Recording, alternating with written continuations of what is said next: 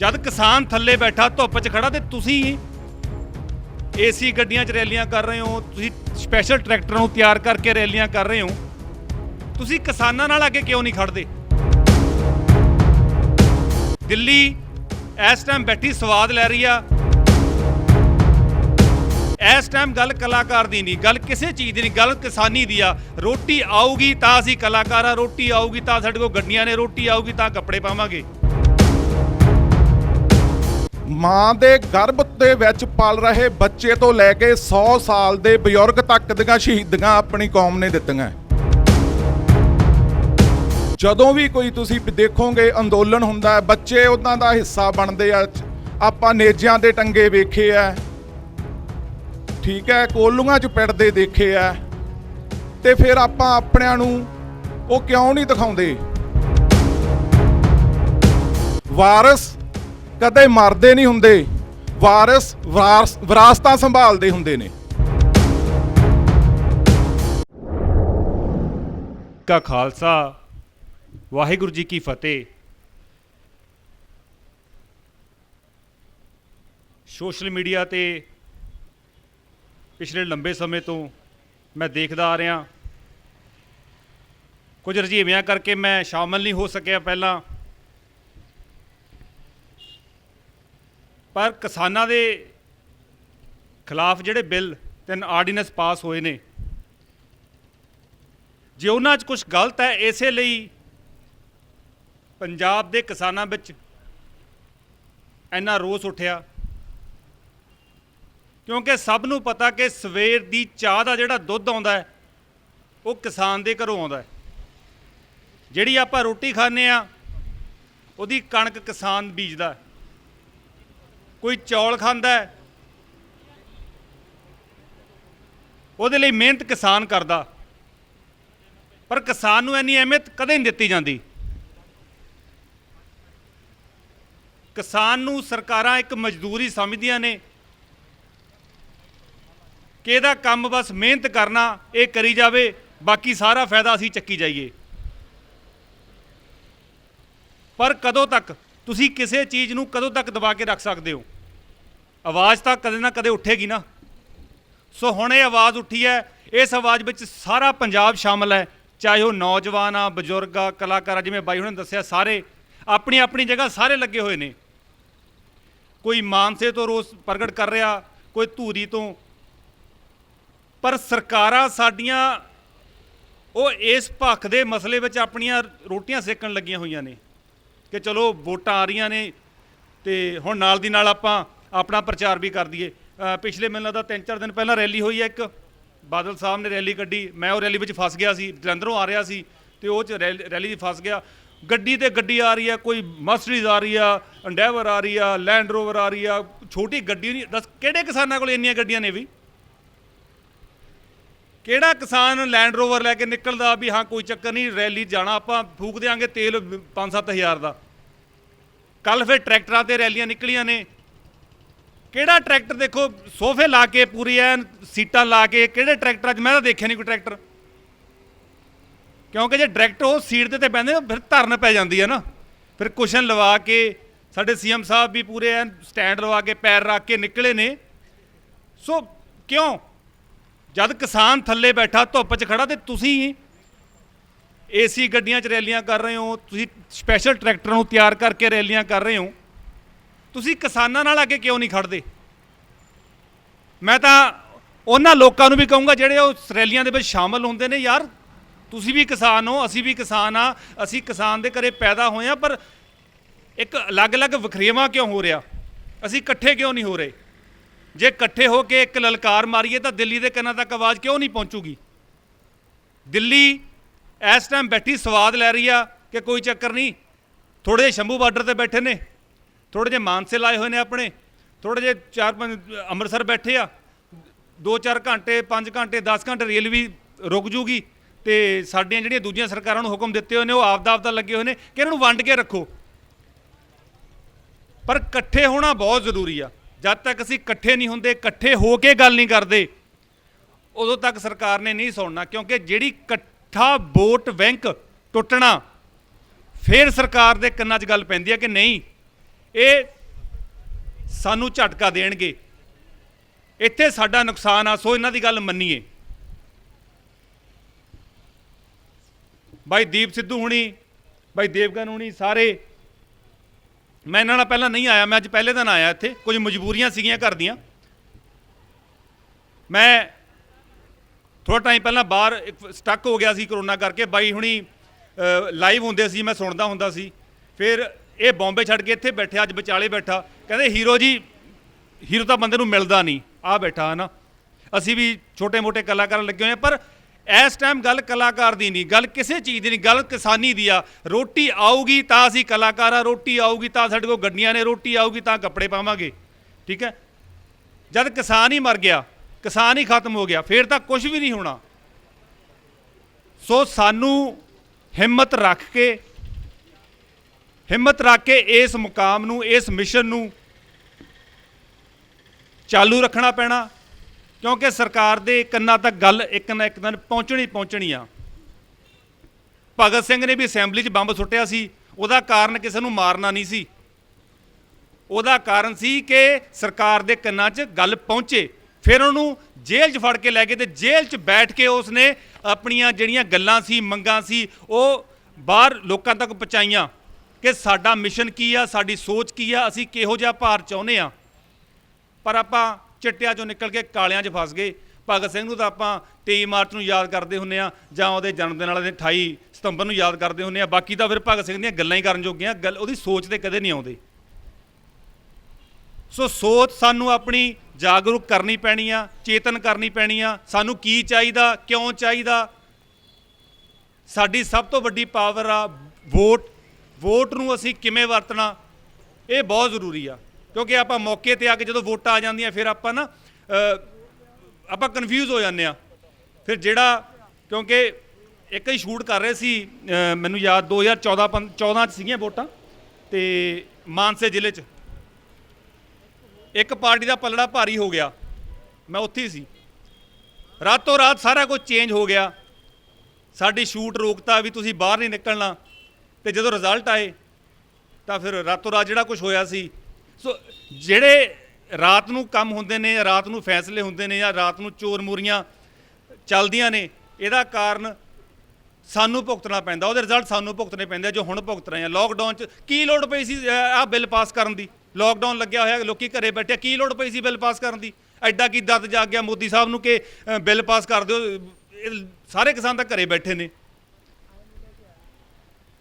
ਸੋ ਕੁਛ ਕਾਰਨ ਹੈ, ਸਾਡੀ ਪੀੜ ਹੈ, ਸਾਡਾ ਦਰਦ ਹੈ।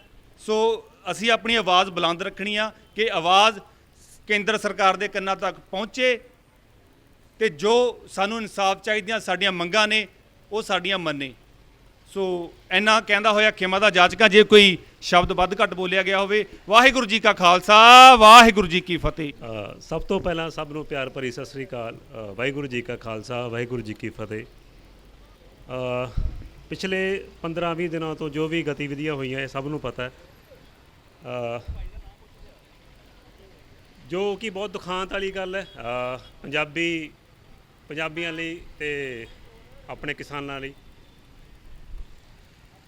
ਪਰ ਗੱਲ ਇਹ ਹੈ ਕਿ ਪੰਜਾਬੀਆਂ 'ਤੇ ਪੀੜ ਪਹਿਲਾਂ ਵੀ ਪੈਂਦੀ ਰਹੀ ਹੈ, ਹੁਣ ਵੀ ਪਈ ਹੈ, ਤੇ ਅੱਗੇ ਵੀ ਪੈਂਦੀ ਰਹੂਗੀ।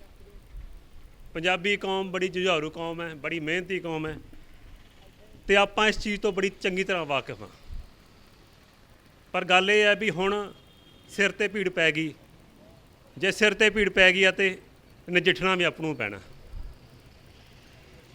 ਸਰਕਾਰ ਨੇ ਜੋ ਇਹ ਮਤੇ ਪਾਸ ਕੀਤੇ ਨੇ, ਇਹ ਕਹਿੰਦੇ ਨੇ ਵੀ ਕਿਸਾਨ ਦੀ ਢਿੱਡ 'ਤੇ ਲੱਤ ਮਾਰੀ ਹੈ। ਮੈਨੂੰ ਲੱਗਦਾ ਕਿਸਾਨ ਦੇ ਢਿੱਡ 'ਤੇ ਲੱਤ ਨਹੀਂ ਮਾਰੀ, ਕਿਸਾਨ ਦਾ ਢਿੱਡ ਹੀ ਪਾੜਤਾ।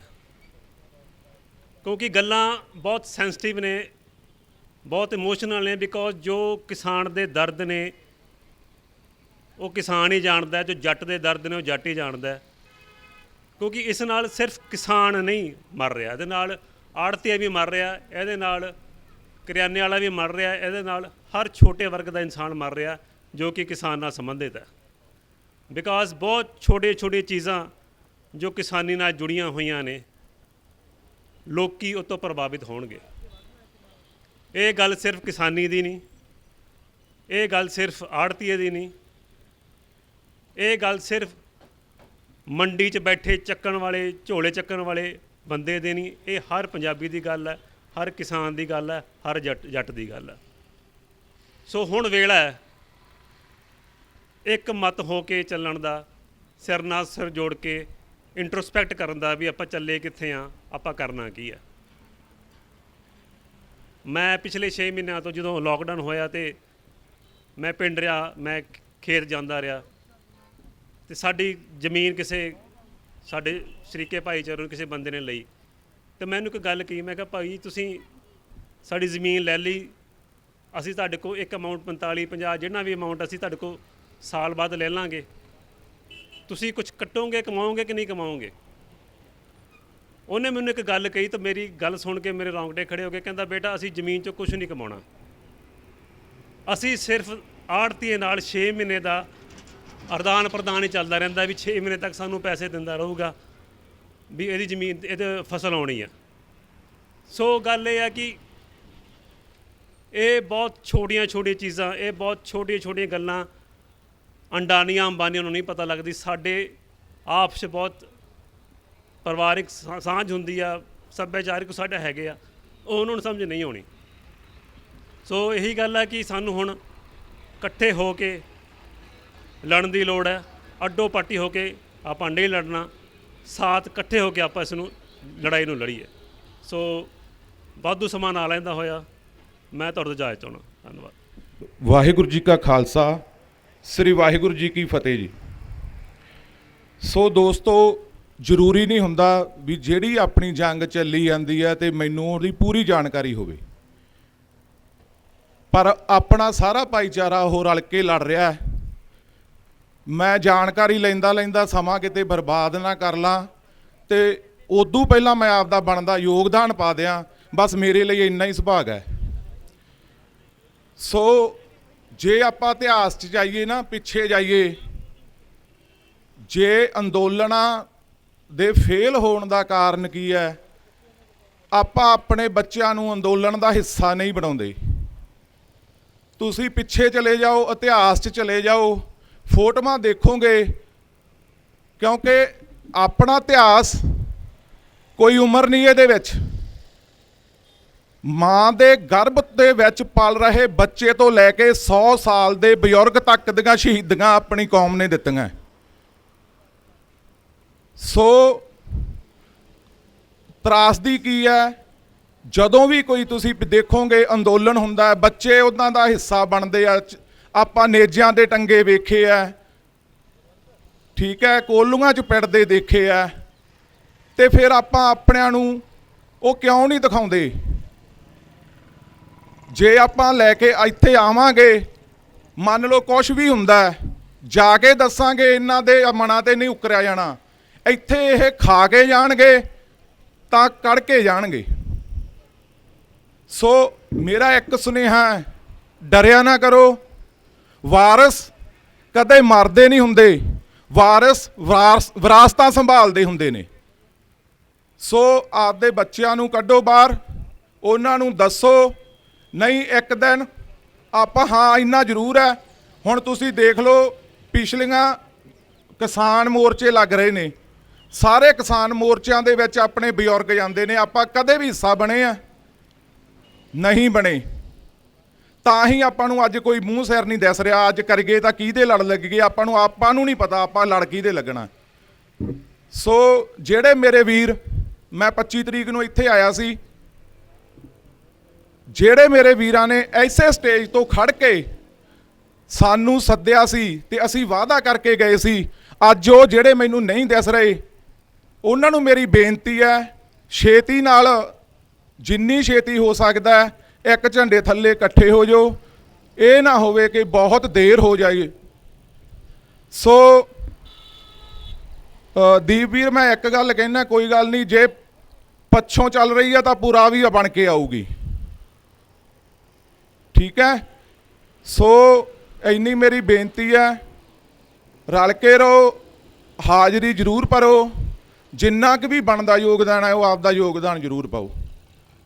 ਵਾਹਿਗੁਰੂ ਜੀ ਕਾ ਖਾਲਸਾ, ਸ੍ਰੀ ਵਾਹਿਗੁਰੂ ਜੀ ਕੀ ਫਤਿਹ। ਸਤਿ ਸ੍ਰੀ ਅਕਾਲ ਜੀ ਸਾਰਿਆਂ ਨੂੰ।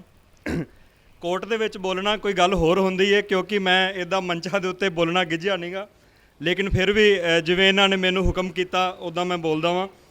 ਜਿਹੜੇ ਇਹ ਆਰਡੀਨੈਂਸ ਨੇ, ਇਹ 3 ਤਰ੍ਹਾਂ ਦੇ ਜਿਹੜੇ ਆਰਡੀਨੈਂਸ ਆਏ ਨੇ। ਜਿਹੜਾ ਪਹਿਲੇ ਵਾਲਾ ਆਰਡੀਨੈਂਸ ਹੈ ਉਹ ਉਹਦੀ ਫਸਲ ਦੀ ਖਰੀਦ ਦੇ ਸੰਬੰਧ ਦੇ ਵਿੱਚ ਹੈ, ਔਰ ਉਹਦੇ ਵਿੱਚ ਇਹ ਗੱਲ ਕਹੀ ਗਈ ਕਿ ਅਗਰ ਕਿਸੇ ਨੇ ਫਸਲ ਖਰੀਦਣੀ ਹੈ ਤਾਂ ਉਹਦੇ ਕੋਲ ਪੈਨ ਕਾਰਡ ਹੈ ਤੇ ਉਹਨੂੰ ਜਿਹੜੀ ਫਸਲ ਖਰੀਦਣ ਦਾ ਅਧਿਕਾਰ ਹੈ। ਜਿਹੜਾ ਆਰਡੀਨੈਂਸ ਦਾ ਕਾਂਗਰਸ ਸਰਕਾਰ ਵੀ ਵਿਰੋਧ ਕਰ ਰਹੀ ਹੈ, ਲੇਕਿਨ ਇੱਕ ਗੱਲ ਜਿਹੜੀ ਕਿਸੇ ਨੂੰ ਨਹੀਂ ਪਤਾ ਉਹ ਮੈਂ ਤੁਹਾਡੇ ਨਾਲ ਸ਼ੇਅਰ ਕਰਨਾ ਚਾਹੁੰਦਾ ਵਾਂ। ਸਨ 2005 ਦੇ ਵਿੱਚ ਹੀ ਪੰਜਾਬ ਕਾਂਗਰਸ ਸਰਕਾਰ ਨੇ ਇਹ ਆਰਡੀਨੈਂਸ ਪਹਿਲੋਂ ਲੈ ਕੇ ਆ ਚੁੱਕੀ ਹੈ, ਔਰ ਉਹਦੇ ਵਿੱਚ ਪ੍ਰਾਈਵੇਟ ਕੰਪਨੀਜ਼ ਨੂੰ, ਜਾਂ ਤੁਸੀਂ ਸਾਰੇ ਕਿਸਾਨ ਲੋਕ ਬੈਠੇ ਹੋ ਜਿਹੜੇ ਵੀ ਬਾਸਮਤੀ ਜਾਂ ਮੁੱਛਲ ਬੀਜਦੇ ਨੇ, ਤੁਸੀਂ ਵੀ ਅੱਗੇ ਵੀ ਪ੍ਰਾਈਵੇਟ ਕੰਪਨੀਆਂ ਨੂੰ ਜਾਂ ਪ੍ਰਾਈਵੇਟ ਜਿਹੜੇ ਆੜਤੀਆਂ ਨੇ ਉਹਨਾਂ ਨੂੰ ਫਸਲ ਦਿੰਦੇ ਹੋ। ਇਹ ਇਸ ਗੱਲ ਕਰਕੇ ਜਿਹੜੀ ਸਭ ਤੋਂ ਪਹਿਲਾਂ ਕਲੀਅਰ ਕਰਨ ਵਾਲੀ ਗੱਲ ਇਹ ਹੈ ਕਿ ਪੰਜਾਬ ਦੇ ਵਿੱਚ ਕੋਈ ਵੀ ਪ੍ਰਾਈਵੇਟ ਕੰਪਨੀ ਪਹਿਲਾਂ ਵੀ ਫਸਲ ਖਰੀਦ ਸਕਦੀ ਸੀ 2005 ਤੋਂ ਬਾਅਦ। ਔਰ ਦੂਸਰਾ ਜਿਹੜਾ ਆਰਡੀਨੈਂਸ ਹੈਗਾ ਸਟੋਰੇਜ ਨੂੰ ਲੈ ਕੇ, ਹੁਣ ਉਹਦੇ ਵਿੱਚ ਕੀ ਕੀਤਾ ਗਿਆ ਹੈ ਕਿ ਪਹਿਲਾਂ ਇੱਕ ਜਿਹੜੀ ਸਟੋਰੇਜ ਸੀਗੀ ਉਹ ਇੱਕ ਲਿਮਟਿਡ ਜਿਹੜੀ ਆਪਾਂ ਕਰ ਸਕਦੇ ਸੀਗੇ ਕਿ ਇੰਨੇ ਕੁਆਂਟਲ ਜਾਂ ਇੰਨੇ ਮੀਟ੍ਰਿਕ ਟਨ ਸਟੋਰੇਜ ਕਰ ਸਕਦੇ ਹਾਂ, ਲੇਕਿਨ ਹੁਣ ਮੋਦੀ ਸਰਕਾਰ ਨੇ ਜਿਹੜੀ ਉਹਦੀ ਸਟੋਰੇਜ ਹੈ, ਉਹਦੀ ਲਿਮਿਟ ਹੈ, ਉਹਨੂੰ ਐਕਸਟੈਂਡ ਕਰ ਦਿੱਤਾ ਹੈ ਕਿ ਕੋਈ ਕਿੰਨੀ ਵੀ ਜਿਹੜੀ ਸਟੋਰੇਜ ਉਹ ਕਰ ਸਕਦਾ ਹੈ। ਸੋ ਇਹਦਾ ਨੁਕਸਾਨ ਇਹ ਹੋਵੇਗਾ ਕਿ ਜਿਹੜੇ ਵੱਡੇ ਕਾਰਪੋਰੇਟ ਹਾਊਸ ਨੇ ਉਹ ਬਹੁਤ ਜ਼ਿਆਦਾ ਸਟੋਰੇਜ ਕਰ ਲੈਣਗੇ, ਔਰ ਜਦੋਂ ਕਿਸਾਨ ਦੇ ਕੋਲ ਮਾਰਕੀਟ ਦੇ ਵਿੱਚ ਫਸਲ ਨਹੀਂ ਹੋਏਗੀ ਤੇ ਉਦੋਂ ਉਹ ਆਪਦੇ ਕੋਲ ਜਿਹੜੀ ਫਸਲ ਪਈ ਹੈ ਉਹਨੂੰ ਬਹੁਤ ਮਹਿੰਗੇ ਭਾਵਾਂ ਦੇ ਉੱਤੇ ਵੇਚਣਗੇ, ਜਿਹਦੇ ਨਾਲ ਜਿਹੜੀ ਕਾਲਾ ਬਾਜ਼ਾਰੀ ਵਧੇਗੀ। ਔਰ ਤੀਜਾ ਜਿਹੜਾ ਹੈਗਾ ਕਾਨੂੰਨ ਕੰਟਰੈਕਟ ਫਾਰਮਿੰਗ ਨੂੰ ਲੈ ਕੇ, ਔਰ ਜਿਹੜੀ ਕੰਟਰੈਕਟ ਫਾਰਮਿੰਗ ਹੈਗੀ ਹੈ ਬਾਦਲ ਸਾਹਿਬ ਦੇ ਟਾਈਮ ਦੇ ਵਿੱਚ 2013 ਦੇ ਵਿੱਚ ਕੰਟਰੈਕਟ ਫਾਰਮਿੰਗ ਐਕਟ ਜਿਹੜਾ ਉਹ ਪਹਿਲਾਂ ਹੀ ਲਾਗੂ ਹੋ ਚੁੱਕਿਆ ਹੈ। ਉਸ ਦੇ ਨਾਲ ਕੀ ਹੋਏਗਾ ਕਿ ਕੁਝ ਕਿਸਾਨ ਜਿਹੜੇ ਆ ਉਹ ਆਪਦੀ ਜਿਹੜੀ ਫਸਲ ਹੈ ਉਹਨੂੰ ਲੀਜ਼ ਦੇ ਉੱਤੇ ਆਪਣੀ ਜ਼ਮੀਨ ਨੂੰ ਦੇਣਗੇ, ਔਰ ਜਿਹੜੀ ਪ੍ਰਾਈਵੇਟ ਕੰਪਨੀ ਹੈਗੀਆਂ ਨੇ ਉਹ ਜਿਵੇਂ ਕੋਈ 4 ਏਕੜ ਵਾਲੀ ਜ਼ਮੀਨ ਹੈ ਜਾਂ 5 ਏਕੜ ਵਾਲੀ, ਜਾਂ ਉਹ 200 300 ਜਿਹੜੀ ਕਿੱਲੇ ਦੀ ਫਸਲ ਉਹ ਕਰਵਾਏਗੀ। ਔਰ ਤੁਹਾਡੀ ਜ਼ਮੀਨ ਜਿਹੜੀ ਤੁਸੀਂ ਦਿੱਤੀ, ਅਗਰ ਤੁਸੀਂ ਫਿਰ ਉਹਦੇ ਵਿੱਚ ਕੋਈ ਹਸਤਸ਼ੇਪ ਕਰਨਾ ਚਾਹੋਗੇ ਤਾਂ ਉਹ ਤੁਸੀਂ ਉਹਦੇ ਵਿੱਚ ਇੱਕ ਮੁਜ਼ਾਹਰਿਆਂ ਦੇ ਤੌਰ ਦੇ ਉੱਤੇ ਜਾਂ ਜਿੱਦਾਂ ਕਿਸੇ ਨੂੰ ਹੋਰ ਨੂੰ ਆਪਾਂ ਕੰਮ ਮਿਲਦਾ ਉਸ ਤਰੀਕੇ ਨਾਲ ਤੁਸੀਂ ਆਪਦੀ ਹੀ ਜ਼ਮੀਨ ਦੇ ਵਿੱਚ ਇੱਕ ਮਜ਼ਦੂਰ ਦੇ ਵਾਂਗੂ ਕੰਮ ਕਰੋਗੇ। ਸੋ ਇਹ ਜਿਹੜੇ ਤਿੰਨੇ ਕਾਨੂੰਨ ਹੈਗੇ ਨੇ, ਆਰਡੀਨੈਂਸ ਹੈਗੇ ਨੇ, ਇਹ ਜਿਹੜੇ ਬੇਸਿਕ ਆਪਣੇ ਉਹਨਾਂ ਦੇ ਬਹੁਤ ਜ਼ਿਆਦਾ ਖਿਲਾਫ ਹੈਗੇ ਨੇ, ਕਿਉਂਕਿ ਇੱਕ ਨਾ ਪੰਜਾਬੀਆਂ ਦੇ ਇੱਕ ਕਾਮਨ ਸੈਂਸ ਵਾਲੀ ਗੱਲ ਹੁੰਦੀ ਹੈ ਕਿ ਅਗਰ ਸਹੀ ਕੰਮ ਕਰਨਾ ਹੋਵੇ ਉਹ ਚੜ੍ਹੇ ਦਿਨ 'ਚ ਹੁੰਦਾ ਹੈ, ਰਾਤ ਦੇ ਹਨੇਰੇ ਦੇ ਵਿੱਚ ਤਾਂ ਕੋਈ ਗੜਬੜੀ ਹੁੰਦੀ ਹੈ। ਜੋ ਰਾਸ਼ਟਰਪਤੀ ਨੇ ਜਦੋਂ ਇਹ ਕਾਨੂੰਨ ਲਾਗੂ ਕੀਤਾ ਉਹਨੇ ਵੀ ਰਾਤ ਦੇ ਹਨੇਰੇ ਦੇ ਵਿੱਚ ਜਿਹੜਾ ਇਹ ਕਾਨੂੰਨ ਪਾਸ ਕੀਤਾ। ਔਰ ਤੁਸੀਂ ਦੇਖਿਆ ਕਿ ਪੂਰੇ ਦੇਸ਼ ਦੇ ਵਿੱਚ ਜਦੋਂ ਲੋਕਡਾਊਨ ਲੱਗਿਆ ਹੋਇਆ ਸੀਗਾ, ਇੱਕ ਗਰਭਵਤੀ ਔਰਤ ਜਿਹਨੂੰ ਲੈ ਕੇ ਜਾ ਰਹੇ ਸੀ ਅੰਮ੍ਰਿਤਸਰ ਵਾਲੀ ਸਾਈਡ, ਪੁਲਿਸ ਨੇ ਉਹਦੇ ਬੰਦੇ ਦੇ ਨੱਕ ਦੇ ਉੱਤੇ ਡਾਂਗ ਮਾਰੀ ਔਰ ਉਹ ਬੰਦਾ ਡਿੱਗ ਗਿਆ ਔਰ ਗਰਭਵਤੀ ਔਰਤ ਵੀ ਨਾਲ ਡਿੱਗ ਗਈ। ਔਰ ਜਦੋਂ ਸਾਨੂੰ ਘਰਾਂ ਦੇ ਵਿੱਚੋਂ ਬਾਹਰ ਨਿਕਲ ਨਹੀਂ ਦਿੱਤਾ ਜਾਂਦਾ, ਔਰ ਸੁਪਰੀਮ ਕੋਰਟ ਦੇ ਵਿੱਚ ਪਹਿਲਾਂ ਜਿਹੜੀਆਂ ਪਟੀਸ਼ਨ ਹੈਗੀਆਂ ਨੇ ਮਾਈਗ੍ਰੇਟ ਲੇਬਰ ਨੂੰ, ਜਿਹੜੇ ਲੋਕ ਇੱਥੋਂ ਭੁੱਖੇ ਮਰ ਕੇ ਉੱਥੇ ਪਹੁੰਚੇ ਨੇ ਬਿਹਾਰ ਦੇ ਵਿੱਚ, ਯੂਪੀ ਦੇ ਵਿੱਚ, ਜਿੰਦੇ ਵਿੱਚ ਕਾਫੀ ਲੋਕਾਂ ਨੂੰ ਆਪਦੀ ਜਾਨ ਤੋਂ ਵੀ ਹੱਥ ਧੋਣਾ ਪਿਆ ਹੈ, ਉਹ ਚੀਜ਼ਾਂ ਤੇ ਸੁਣ ਨਹੀਂ ਰਹੇਗੇ। ਜਿਹੜੇ ਜੰਮੂ ਕਸ਼ਮੀਰ ਦੇ ਵਿੱਚ ਇਹਨਾਂ ਨੇ ਪਿਛਲੇ 1 ਸਾਲ ਤੋਂ ਲੋਕਾਂ ਨੂੰ ਡਿਟੇਨ ਕੀਤਾ ਹੋਇਆ, ਪਿਛਲੇ ਸਾਲ ਅਗਸਤ ਦੇ ਵਿੱਚ ਇਹਨਾਂ ਨੇ 370 ਤੋੜੀ ਸੀਗੀ, ਉਸ ਤੋਂ ਬਾਅਦ ਡਿਟੇਨ ਕੀਤਾ ਹੋਇਆ, ਉਹ ਚੀਜ਼ਾਂ ਤੇ ਸੁਣ ਨਹੀਂ ਰਹੇ। ਲੇਕਿਨ ਇਹਨਾਂ ਨੇ ਜਦੋਂ ਕਾਰਪੋਰੇਟ ਹਾਊਸ ਦੇ ਪਿੱਛੇ ਲੱਗ ਕੇ ਇਹਨਾਂ ਨੇ ਕਿਸਾਨ ਮਾਰੂ ਨੀਤੀ ਲੈ ਕੇ ਆਣੀ ਹੈ, ਤੇ ਇਹਨਾਂ ਨੇ ਸਾਰੀਆਂ ਜਿਹੜੀਆਂ ਆਪਦੀਆਂ ਆਦਰਸ਼ ਹੈਗੇ ਨੇ ਜਾਂ ਜਿਹੜੇ ਗੱਲਾਂ ਕਹਿੰਦੇ ਨੇ ਉਹਨਾਂ ਨੂੰ ਤਾਕ ਦੇ ਉੱਤੇ ਰੱਖ ਕੇ ਕਿਸਾਨ ਮਾਰੂ ਨੀਤੀਆਂ ਜਿਹੜੀਆਂ ਲੈ ਕੇ ਆਣੀਆਂ ਨੇ। ਤੇ ਜਿਹੜੀ ਸਾਡੀ ਜਿਹੜੀ ਜਨਤਾ ਹੈਗੀ ਏ ਉਹਦੇ ਵਿੱਚ ਜਿਹੜਾ ਆਪਣਾ ਇਹ ਧਰਨਾ ਬੇਸਿਕਲੀ ਚੱਲ ਰਿਹਾ, ਕਈ ਲੋਕ ਮੈਨੂੰ ਸਵਾਲ ਪੁੱਛ ਰਹੇ ਨੇ ਕਿ ਇਹ ਕਿੱਦਾਂ ਹੋਏਗਾ ਔਰ ਇਹਦਾ ਫਿਊਚਰ ਕਿੱਦਾਂ ਹੋਏਗਾ। ਜਿਹੜਾ ਦੇਸ਼ ਹੈ ਉਹ 2 ਤਰੀਕੇ ਦੇ ਨਾਲ, ਜਾਂ ਕੋਈ ਵੀ ਰਾਜ ਉਹ 2 ਤਰੀਕੇ ਦੇ ਨਾਲ ਸੁਧਰ ਸਕਦਾ। ਪਹਿਲੀ ਗੱਲ ਤਾਂ ਅਗਰ ਰਾਜਾ ਸਹੀ ਹੈ ਤਾਂ ਥੱਲੇ ਪਬਲਿਕ ਸੁਧਰੇਗੀ, ਜਾਂ ਥੱਲੇ ਜਦੋਂ ਪਬਲਿਕ ਦੇ ਵਿੱਚ ਚੇਤਨਾ ਹੈ ਤਾਂ ਉੱਤੇ ਤੱਕ ਜਿਹੜਾ ਰਾਜਾ ਹੈ ਉਹਨੂੰ ਸੁਧਰਨ ਦੇ ਉੱਤੇ ਮਜਬੂਰ ਹੋਣਾ ਪਏਗਾ।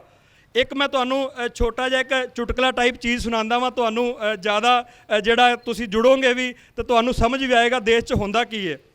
ਇੱਕ ਬਲਦ ਹੁੰਦਾ ਜਿਹਨੂੰ ਆਪਾਂ ਢੱਗਾ ਕਹਿੰਦੇ ਆ, ਇੱਕ ਉਹਦੇ ਗੁਆਂਢ ਦੇ ਵਿੱਚ ਇੱਕ ਗਧਾ ਹੁੰਦਾ।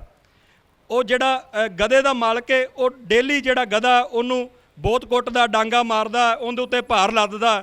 ਉਹ ਬਲਦ ਕਹਿੰਦਾ ਯਾਰ ਤੂੰ ਇਹਨੂੰ ਗਾਲਾਂ ਵੀ ਇੰਨੀਆਂ ਕੱਢਦਾ, ਇਹ ਤੈਨੂੰ ਡਾਂਗਾ ਵੀ ਮਾਰਦਾ, ਤੇਰੇ ਤੇ ਭਾਰ ਵੀ ਲੱਦਦਾ, ਤੇ ਤੂੰ ਭੱਜ ਕਿਉਂ ਨਹੀਂ ਜਾਂਦਾਗਾ। ਉਹ ਕਹਿੰਦਾ ਤੂੰ ਵੇਖ ਯਾਰ ਮੈਂ ਅੱਜ ਸ਼ਾਮ ਨੂੰ ਭੱਜ ਜਾਣਾ। ਅਗਲੇ ਦਿਨ ਫਿਰ ਵੇਖਦਾ ਬਲਦ, ਉਹ ਨਾਲੇ ਤਾਂ ਗਧਾ ਗਾਲਾਂ ਕੱਢੀ ਜਾਂਦਾ, ਨਾਲੇ ਚੀਕਾਂ ਮਾਰੀ ਜਾਂਦਾ, ਅਗਲੇ ਦਿਨ ਵੀ ਗਧਾ ਉੱਥੇ ਹੀ ਖੜਾ ਹੁੰਦਾ। ਉਹ ਫਿਰ ਬਲਦ ਉਹਨੂੰ ਕਹਿੰਦਾ ਤੇਰਾ ਸਵੈਮਾਨ ਜਾਗਿਆ ਨਹੀਂਗਾ, ਤੈਨੂੰ ਭੱਜਣਾ ਚਾਹੀਦਾ ਸੀ, ਤੂੰ ਭੱਜ ਕਿਉਂ ਨਹੀਂ ਗਿਆ? ਉਹ ਕਹਿੰਦਾ ਮੈਂ ਨਾ ਕੱਲ ਭੱਜ ਜਾਵਾਂਗਾ। ਉਹ ਅਗਲੇ ਦਿਨ ਫਿਰ ਅਗਲਾ ਦਿਨ ਆਉਂਦਾ, ਸ਼ਾਮ ਦਾ ਟਾਈਮ ਹੁੰਦਾ, ਉਹ ਗਧਾ ਨਾ ਉੱਥੇ ਹੀ ਖੜਾ ਉਹ ਵੀ ਰੋ ਰਿਹਾ ਹੁੰਦਾ। ਉਹ ਕਹਿੰਦਾ ਕਿ ਤੂੰ ਭੱਜ ਕਿਉਂ ਨਹੀਂ ਗਿਆ? ਕਹਿੰਦਾ ਯਾਰ ਮੈਂ ਭੱਜਣ ਤਾਂ ਲੱਗਦਾ ਵਾਂ, ਪਰ ਸ਼ਾਮ ਨੂੰ ਨਾ ਮੇਰੇ ਪੈਰੀ ਆ ਕੇ ਹੱਥ ਲਾ ਦਿੰਦਾ। ਉਹ ਗਧੇ ਨੂੰ ਬੰਨ੍ਹਦੇ ਹੁੰਦੇ ਨਾ ਰੱਸੀ ਦੇ ਨਾਲ, ਤੇ ਅਸੀਂ 5 ਸਾਲਾਂ ਦੇ ਬਾਅਦ ਇਹ ਆ ਕੇ ਸਾਨੂੰ ਗਧਿਆਂ ਨੂੰ ਪੈਰੀ ਹੱਥ ਲਾਉਂਦੇ ਨੇ ਕਿ ਵੋਟਾਂ ਲੈਣ ਵਾਸਤੇ, ਅਸੀਂ ਭੱਜਦੇ ਨਹੀਂ ਹੈਗੇ। ਸੋ ਸਾਨੂੰ ਚੇਤਨਤਾ ਜਿਹੜੀ ਆਪਣੇ ਅੰਦਰ ਲੈ ਕੇ ਆਉਣੀ ਪਏਗੀ। ਸਾਨੂੰ ਜਿਹੜੇ ਜਦੋਂ ਪੈਰੀ ਹੱਥ ਲਾਉਂਦੇ ਨੇ ਸਾਨੂੰ ਯਾਦ ਰੱਖਣਾ ਪਏਗਾ ਇਹਨਾਂ ਨੇ ਸਾਡੇ ਨਾਲ ਪਿੱਛੇ ਪਾਸਟ ਦੇ ਵਿੱਚ ਕੀ ਕੀਤਾ, ਸਾਡੇ ਨਾਲ ਸਾਡੇ ਗੁਰੂ ਗ੍ਰੰਥ ਸਾਹਿਬ ਦੀ ਇਹਨਾਂ ਨੇ ਬੇਅਦਬੀ ਕੀਤੀ, ਸਾਡੇ ਉੱਤੇ ਇਹਨਾਂ ਨੇ ਗੋਲੀਆਂ ਚਲਾਈਆਂ। ਜਦੋਂ ਅਸੀਂ ਨਿਆਂ ਮੰਗਦੇ ਹਾਂ ਇਹਨਾਂ ਦੇ ਕੋਲੋਂ, ਔਰ ਉਸ ਤੋਂ ਬਾਅਦ ਸਾਨੂੰ ਜਿਹੜਾ ਹੈ ਕਿ ਜਿਹੜੇ ਹੋਰ ਇਸ਼ੂਜ਼ ਨੇ ਸਾਨੂੰ ਉਹਨਾਂ ਦੇ ਵਿੱਚ ਉਲਝਾ ਦਿੱਤਾ ਜਾਂਦਾ। ਸੋ ਮੈਂ ਆਪਦੀ ਸਪੀਚ ਨੂੰ ਵਿਰਾਮ ਦਿੰਦਾ ਹੋਇਆ ਹੁਣ ਮੈਂ ਹਰਪ੍ਰੀਤ ਸਿੰਘ ਦੇਵਗਨ ਜੀ ਨੂੰ ਆਗਰਾ ਕਰਦਾ ਕਿ ਉਹ ਆਉਣ ਤੇ ਸਟੇਜ ਦੇ ਉੱਤੇ ਤੁਹਾਡੇ ਨਾਲ ਮੁਖਾਤਿਬ ਹੋਣ। ਹੁਣੇ ਡੀਐਸਪੀ ਸਾਹਿਬ ਕੋ ਉਹ ਕਹਿੰਦੇ ਜੀ ਕਿ ਜੇ ਪੱਖਾ ਚੱਲਦਾ ਸਿਰ ਦੇ ਉੱਤੇ ਤਾਂ ਉਹ ਵੀ ਮੁੱਲ ਦੀ ਬਿਜਲੀ ਚੱਲ ਰਹੀ ਆ, ਸਵੇਰੇ ਉੱਠਦੇ ਆ ਬਰਸ਼ ਕਰਦੇ ਆ ਉਹ ਵੀ ਮੁੱਲ ਦਾ ਮਤਲਬ ਪੇਸਟ ਲੱਗਦਾ। ਹਰ ਚੀਜ਼ ਹਰ ਕਦਮ ਦੇ ਉੱਤੇ ਹਰ ਜਗ੍ਹਾ ਪੈਸੇ ਦੀ ਲੋੜ ਹੁੰਦੀ ਹੈ ਨਾ, ਹਰ ਜਗ੍ਹਾ ਕੋਈ ਵੀ ਚੀਜ਼ ਆਪਾਂ ਨੂੰ ਫ੍ਰੀ ਨਹੀਂ ਮਿਲਦੀ। ਖੇਤੀ ਦੇ ਉੱਤੇ ਅੱਜ ਜਿੱਦਾਂ ਕਿਸਾਨ ਜਥੇਬੰਦੀਆਂ ਰੇਲਾਂ ਰੋਕ ਕੇ ਬੈਠੀਆਂ ਨੇ ਜਾਂ ਕੁਝ ਵੀ ਹੈ, ਇਹਦਾ ਵੀ ਬੋਝ ਕਿਤੇ ਨਾ ਕਦੇ ਸੈਂਟਰ ਨੇ ਸਾਡੇ ਉੱਤੇ ਹੀ ਪਾਉਣਾ ਆ ਕੇ ਅੰਤ ਨੂੰ। ਇਹ ਗੱਲ ਜੇ ਕਿਸਾਨ ਜਥੇਬੰਦੀਆਂ ਸਮਝ ਜਾਣ ਜਾਂ ਬਾਕੀ ਵੀਰ ਭਰਾ ਸਮਝ ਜਾਣ ਕਿ ਜਿਹੜਾ ਅੱਜ ਅਸੀਂ ਸੈਂਟਰ ਦਾ ਨੁਕਸਾਨ ਕਰਨ ਲੱਗੇ ਹੋਏ ਆ ਉਹ ਸਾਡੇ ਤੇ ਪਾਉਣਗੇ। ਹੁਣ ਇਹ ਕਹਿੰਦੇ ਨੇ ਜੀ ਕਿ ਰਿਲਾਇੰਸ ਦੇ ਪੰਪ ਬੰਦ ਕਰ ਦਿਓ, ਜੀਓ ਦੇ ਸਿਮ ਪੋਰਟ ਕਰ ਦਿਓ, ਰਿਲਾਇੰਸ ਸਮਾਰਟ ਬੰਦ ਕਰ ਦਿਓ। ਜਿੰਨੇ ਕਿ ਇਹਨਾਂ ਨੇ 6 ਮਹੀਨੇ ਸਾਲ ਲਾ ਕੇ ਬੰਦ ਕਰਨੇ ਆ, ਉਨੇ ਕੁ ਦਾ ਉਹ ਵੱਡੇ ਤੇ ਕੇਕ ਕੱਟਦੇ ਹੋਣੇ ਮੇਰੇ ਹਿਸਾਬ ਨਾਲ। ਉਹਨਾਂ ਨੂੰ ਇੰਨਾ ਫਰਕ ਨਹੀਂ ਪੈਣਾ। ਫਰਕ ਕਿੱਦਾਂ ਪਏਗਾ? ਸਾਨੂੰ ਸੰਵਾਦ ਕਰਨਾ ਸਿੱਖਣਾ ਪਏਗਾ, ਸਾਨੂੰ ਗੱਲ ਕਰਨੀ ਸਿੱਖਣੀ ਪਏਗੀ। ਸੰਘਰਸ਼ ਦੇ ਵਿੱਚ ਜਦੋਂ ਆਪਾਂ ਕਿਤੇ ਵੀ ਪਹੁੰਚ ਜਾਂਦੇ ਆ, ਅੰਤ ਵਿੱਚ ਗੱਲਬਾਤ ਨਾਲ ਹੀ ਫੈਸਲੇ ਹੁੰਦੇ ਨੇ, ਗੱਲਬਾਤ ਨਾਲ ਹੀ ਗੱਲਾਂ ਕਿਤੇ ਪਹੁੰਚਦੀਆਂ ਨੇ। ਕੱਲ ਹੁਣ ਦੇਖੋ ਇੱਥੇ ਰੋਡ ਰੋਕ ਕੇ ਬਹਿ ਗਏ ਮੁੰਡੇ, ਉਹ ਕਹਿੰਦੇ ਨਹੀਂ ਜੀ ਅਸੀਂ ਤਾਂ ਜੀ ਹਿੱਲਾਂਗੇ ਹੀ ਨਹੀਂ। ਅਗਰ ਸਰਕਾਰ ਚਾਹੇ ਤਾਂ ਕਿੰਨੀ ਦੇਰ 'ਚ ਹਿਲਾ ਸਕਦੀ ਹੈ। ਸਾਨੂੰ ਸਿਸਟਮ ਨੂੰ ਸਮਝਣਾ ਪਏਗਾ, ਸਿਸਟਮ ਨੂੰ ਸਮਝਾਉਣਾ ਪਏਗਾ, ਗੱਲਬਾਤ ਦੇ ਤਰੀਕੇ ਬਦਲਨੇ ਪੈਣਗੇ। ਸਾਡੇ ਕੋਲ ਜਿਹੜਾ ਸਭ ਤੋਂ ਵੱਡਾ ਹਥਿਆਰ ਹੁੰਦਾ ਵੋਟ ਦਾ, ਉਸ ਟਾਈਮ 'ਤੇ ਅਸੀਂ ਆਪਣੀਆਂ ਛੋਟੀਆਂ ਗਲਤੀਆਂ ਕਰਕੇ ਅਗਲੇ 5 ਸਾਲ ਨੂੰ ਆਪਣੇ ਆਪ ਨੂੰ ਰੋਣ ਲਈ ਪਾ ਕੇ ਛੱਡ ਜਾਂਦੇ ਹਾਂ। ਅਗਰ ਉਦੋਂ ਅਸੀਂ ਆਪਣੀਆਂ ਪਰਸਨਲ ਭਾਈ ਭਤੀਜਾਵਾਦ 'ਚ ਨਾ ਪਈਏ, ਉਦੋਂ ਅਸੀਂ ਲਿਹਾਜ਼ਾ ਨਾ ਪੂਰੀਏ, ਅਗਰ ਉਦੋਂ ਅਸੀਂ ਇਹ ਸਮਝੀਏ ਕਿ ਜਿਸ ਬੰਦੇ ਨੂੰ ਅਸੀਂ ਵੋਟ ਪਾ ਰਹੇ ਹਾਂ, ਮੰਨ ਲਓ ਮਹੱਲੇ ਦੇ MC ਨੂੰ ਪਾ ਰਹੇ ਹਾਂ, ਬਾਅਦ 'ਚੋਂ ਉਹਦਾ ਸੰਪਰਕ ਕਿਹਦੇ ਨਾਲ ਹੈ, ਉਸ ਤੋਂ ਅਗਲੇ ਬੰਦੇ ਦਾ ਸੰਪਰਕ ਕਿਹਦੇ ਨਾਲ ਹੈ, ਉਸ ਤੋਂ ਅਗਲੇ ਬੰਦੇ ਦਾ ਸੰਪਰਕ ਕਿਹਦੇ ਨਾਲ ਹੈ। ਜਦ ਤੱਕ ਦੀ ਬਾਈ ਇਹ ਗੱਲ ਕਹਿੰਦੇ ਹੁੰਦੇ ਆ, ਜਦ ਤੱਕ ਦੇਸ਼ ਦਾ ਸ਼ਾਸਕ ਇਮਾਨਦਾਰ ਨਹੀਂ ਹੋਏਗਾ, ਥੱਲੇ ਕਰਪਸ਼ਨ ਕਦੇ ਖਤਮ ਨਹੀਂ ਹੋ ਸਕਦੀ। ਅਗਰ ਜਿਹੜਾ ਬੰਦਾ ਬੈਠਾ, ਅਗਰ ਜਿਹਦੇ ਆਰਡਰ ਚੱਲਦੇ ਨੇ, ਅਗਰ ਉਹ ਚਾਹਵੇ ਕਿ ਮੈਂ ਪੂਰੇ ਦੇਸ਼ ਵਿੱਚੋਂ ਕਰਪਸ਼ਨ ਖਤਮ ਕਰਨੀ ਹੈ, ਸਾਰਿਆਂ ਦਾ ਭਲਾ ਕਰਨਾ, ਤਾਂ ਕਿੰਨੀ ਦੇਰ ਵਿੱਚ ਹੋ ਸਕਦਾ? ਠੀਕ ਹੈ, ਕੋਈ ਬਹੁਤ ਵੱਡੀ ਗੱਲ ਨਹੀਂ, ਪਰ ਕੀ ਹੈ ਕਿ ਉਹਨਾਂ ਦੀ ਨੀਤ ਜਿਹੜੀ ਆ ਇਮਾਨਦਾਰ ਨਹੀਂ ਹੈਗੀ। ਇੱਕ ਗੱਲ ਹੋਰ ਕਹਿੰਦੇ ਹੁੰਦੇ ਕਿ ਐਲੀਟ ਪੈਦਾ ਕਰਦੀ ਹੈ। ਮੰਨ ਲਓ ਅਸੀਂ ਇੱਥੇ ਸੰਘਰਸ਼ ਕਰ ਰਹੇ ਹਾਂ, ਸਾਡੇ ਵਿੱਚੋਂ ਹੀ ਕੱਲ੍ਹ ਨੂੰ ਕੋਈ ਅਗਰ ਲੀਡਰ ਬਣਦਾ, ਕਿਤੇ ਪਹੁੰਚਦਾ, ਤਾਂ ਉਹ ਵੀ ਇੱਕ ਨਾ ਇੱਕ ਦਿਨ ਹੌਲੀ ਐਲੀਟ ਬਣ ਜਾਏਗਾ। ਫਿਰ ਉਹ ਜਦੋਂ ਐਲੀਟ ਬਣ ਜਾਏਗਾ, ਉਹ ਫਿਰ ਸਾਡੇ ਵਰਗਿਆਂ ਨੂੰ ਨਹੀਂ ਸਮਝੇਗਾ। ਇਹ ਤਾਂ ਦਰਦ ਰੱਖਣ ਵਾਲੇ ਬਹੁਤ ਸਾਰੇ ਲੀਡਰ ਨੇ ਜਿਹੜੇ ਸਾਡੇ ਦਰਦ ਸਮਝਣ, ਪਰ ਗੱਲ ਇਹ ਹੈ ਕਿ ਹਾਕਮਾਂ ਦੇ ਕੰਨ ਜਿਹੜੇ ਨੇ ਉਹ ਬੋਲੇ ਹੁੰਦੇ ਨੇ, ਉੱਥੋਂ ਤੱਕ ਸਾਡੀਆਂ ਆਵਾਜ਼ਾਂ ਪਹੁੰਚਦੀਆਂ ਨਹੀਂ। ਉਹਨਾਂ ਕਰਕੇ ਸਾਨੂੰ ਸੰਘਰਸ਼ ਲੜਨ ਦੀ ਲੋੜ ਹੁੰਦੀ ਹੈ। ਬਾਕੀ ਮੈਂ ਤੁਹਾਨੂੰ ਨਾ ਇੱਕ ਭਾਈਚਾਰੇ ਦੀ ਗੱਲ ਇੱਕ ਚੁਟਕਲੇ ਦੇ ਰੂਪ 'ਚ ਸੁਣਾਉਣਾ। ਆਪਾਂ ਮੰਨ ਲਓ ਹਿੰਦੂ ਸਿੱਖ ਮੁਸਲਮਾਨ ਭਾਈਚਾਰਾ ਇੱਕ ਮਹੱਲੇ 'ਚ ਰਹਿ ਰਿਹਾ, ਇੱਕ ਜਗ੍ਹਾ ਇਕੱਠੇ ਨੇ ਤੇ ਇੱਕੋ ਹੀ ਖੂਹ ਤੋਂ ਪਾਣੀ ਪੀਂਦੇ ਆ। ਕਹਿੰਦੇ ਜੀ ਇੱਕ ਵਾਰੀ ਉਹਦੇ 'ਚ ਨਾ 2 ਕੁੱਤੇ ਡਿੱਗ ਪਏ ਤੇ ਕੁੱਤੇ ਮਰ ਗਏ ਉਹਦੇ ਅੰਦਰ। ਤੇ ਜਦੋਂ ਹੁਣ ਮਰੇ ਹੋਏ ਕੁੱਤੇ ਖੂਹ 'ਚ ਡਿੱਗੇ ਹੋਏ ਨੇ ਤੇ ਪਾਣੀ ਕਿਵੇਂ ਪੀ ਸਕਦੇ ਆ? ਉਹ ਆਪਦੇ ਕਿਸੇ ਵੱਡੇ ਬਜ਼ੁਰਗ ਕੋ ਗਏ, ਕਿਸੇ ਬਾਬਾ ਜੀ ਕੋ ਗਏ, ਜਾ ਕੇ ਉਹਨਾਂ ਨੇ ਉਹਨੂੰ ਪੁੱਛਿਆ ਵੀ ਜੀ ਖੂਹ ਦੇ ਵਿੱਚ ਕੁੱਤੇ ਡਿੱਗ ਪਏ, ਕੀ ਕਰੀਏ? ਤੇ ਜਿਹੜੇ ਸਿੱਖ ਸੀ ਉਹਨਾਂ ਨੂੰ ਉਹਨਾਂ ਦੇ ਗੁਰੂਆਂ ਨੇ ਕਿਹਾ ਜੀ ਤੁਸੀਂ ਦਰਬਾਰ ਸਾਹਿਬ ਤੋਂ ਲਿਆ ਕੇ ਪਾਣੀ ਛਿੱਟਾ ਦੇ ਦਿਓ। ਜਿਹੜੇ ਹਿੰਦੂ ਸੀ ਉਹ ਕਹਿੰਦੇ ਜੀ ਗੰਗਾ ਦਾ ਪਾਣੀ ਦਾ ਛਿੱਟਾ ਦੇ ਦਿਓ। ਇੱਦਾਂ ਹੀ ਮੁਸਲਮਾਨਾਂ ਤੇ ਈਸਾਈਆਂ ਨੂੰ ਵੀ ਕਹਿ ਦਿੱਤਾ ਗਿਆ। ਜਦੋਂ ਹਫ਼ਤੇ ਕੁ ਬਾਅਦ ਬਦਬੂ ਜਾਣੋ ਨਹੀਂ ਹਟੀ, ਬਦਬੂ ਹੋਰ ਵੱਧ ਗਈ, ਉਹ ਫਿਰ ਸਾਰੇ ਗਏ। ਉਹ ਕਹਿੰਦੇ ਜੀ ਛਿੱਟਾ ਦਿੱਤਾ ਸੀ ਪਰ ਬਦਬੂ ਬਹੁਤ ਆ ਰਹੀ ਆ। ਤੇ ਉਹਨਾਂ ਨੇ ਕਿਹਾ ਜੀ ਤੁਸੀਂ ਉਹ ਕੁੱਤੇ ਕੱਢ ਦਿੱਤੇ ਸੀ ਖੂਹ 'ਚੋਂ। ਹੁਣ ਉਹ ਕੁੱਤੇ ਉਹਨਾਂ ਨੇ ਖੂਹ 'ਚੋਂ ਕੱਢੇ ਨਹੀਂ ਸੀ, ਪਾਣੀ ਦਾ ਉੱਤੋਂ ਛਿੱਟਾ ਦੇਈ ਜਾਂਦੇ ਸੀ। ਸਾਨੂੰ ਵੀ ਇਸੇ ਤਰ੍ਹਾਂ ਰਾਜਨੀਤੀ ਦੇ ਵਿੱਚੋਂ 2 ਕੁੱਤੇ ਕੱਢਣ ਦੀ ਲੋੜ ਹੈ। ਠੀਕ ਹੈ। ਜਦੋਂ ਤੱਕ ਅਸੀਂ ਉਹ 2 ਕੁੱਤਿਆਂ ਨੂੰ ਕੱਢਦੇ ਨਹੀਂ, ਉੱਤੋਂ ਛਿੱਟਾ ਦੇਈ ਜਾਂਦੇ ਆ, ਉਦੋਂ ਤੱਕ ਗੱਲ ਕਿਤੇ ਨਹੀਂ ਪਹੁੰਚਣੀ, ਉਸੇ ਸੜਹਾਨ ਨਾਲ ਸੜੀ ਜਾਵਾਂਗੇ।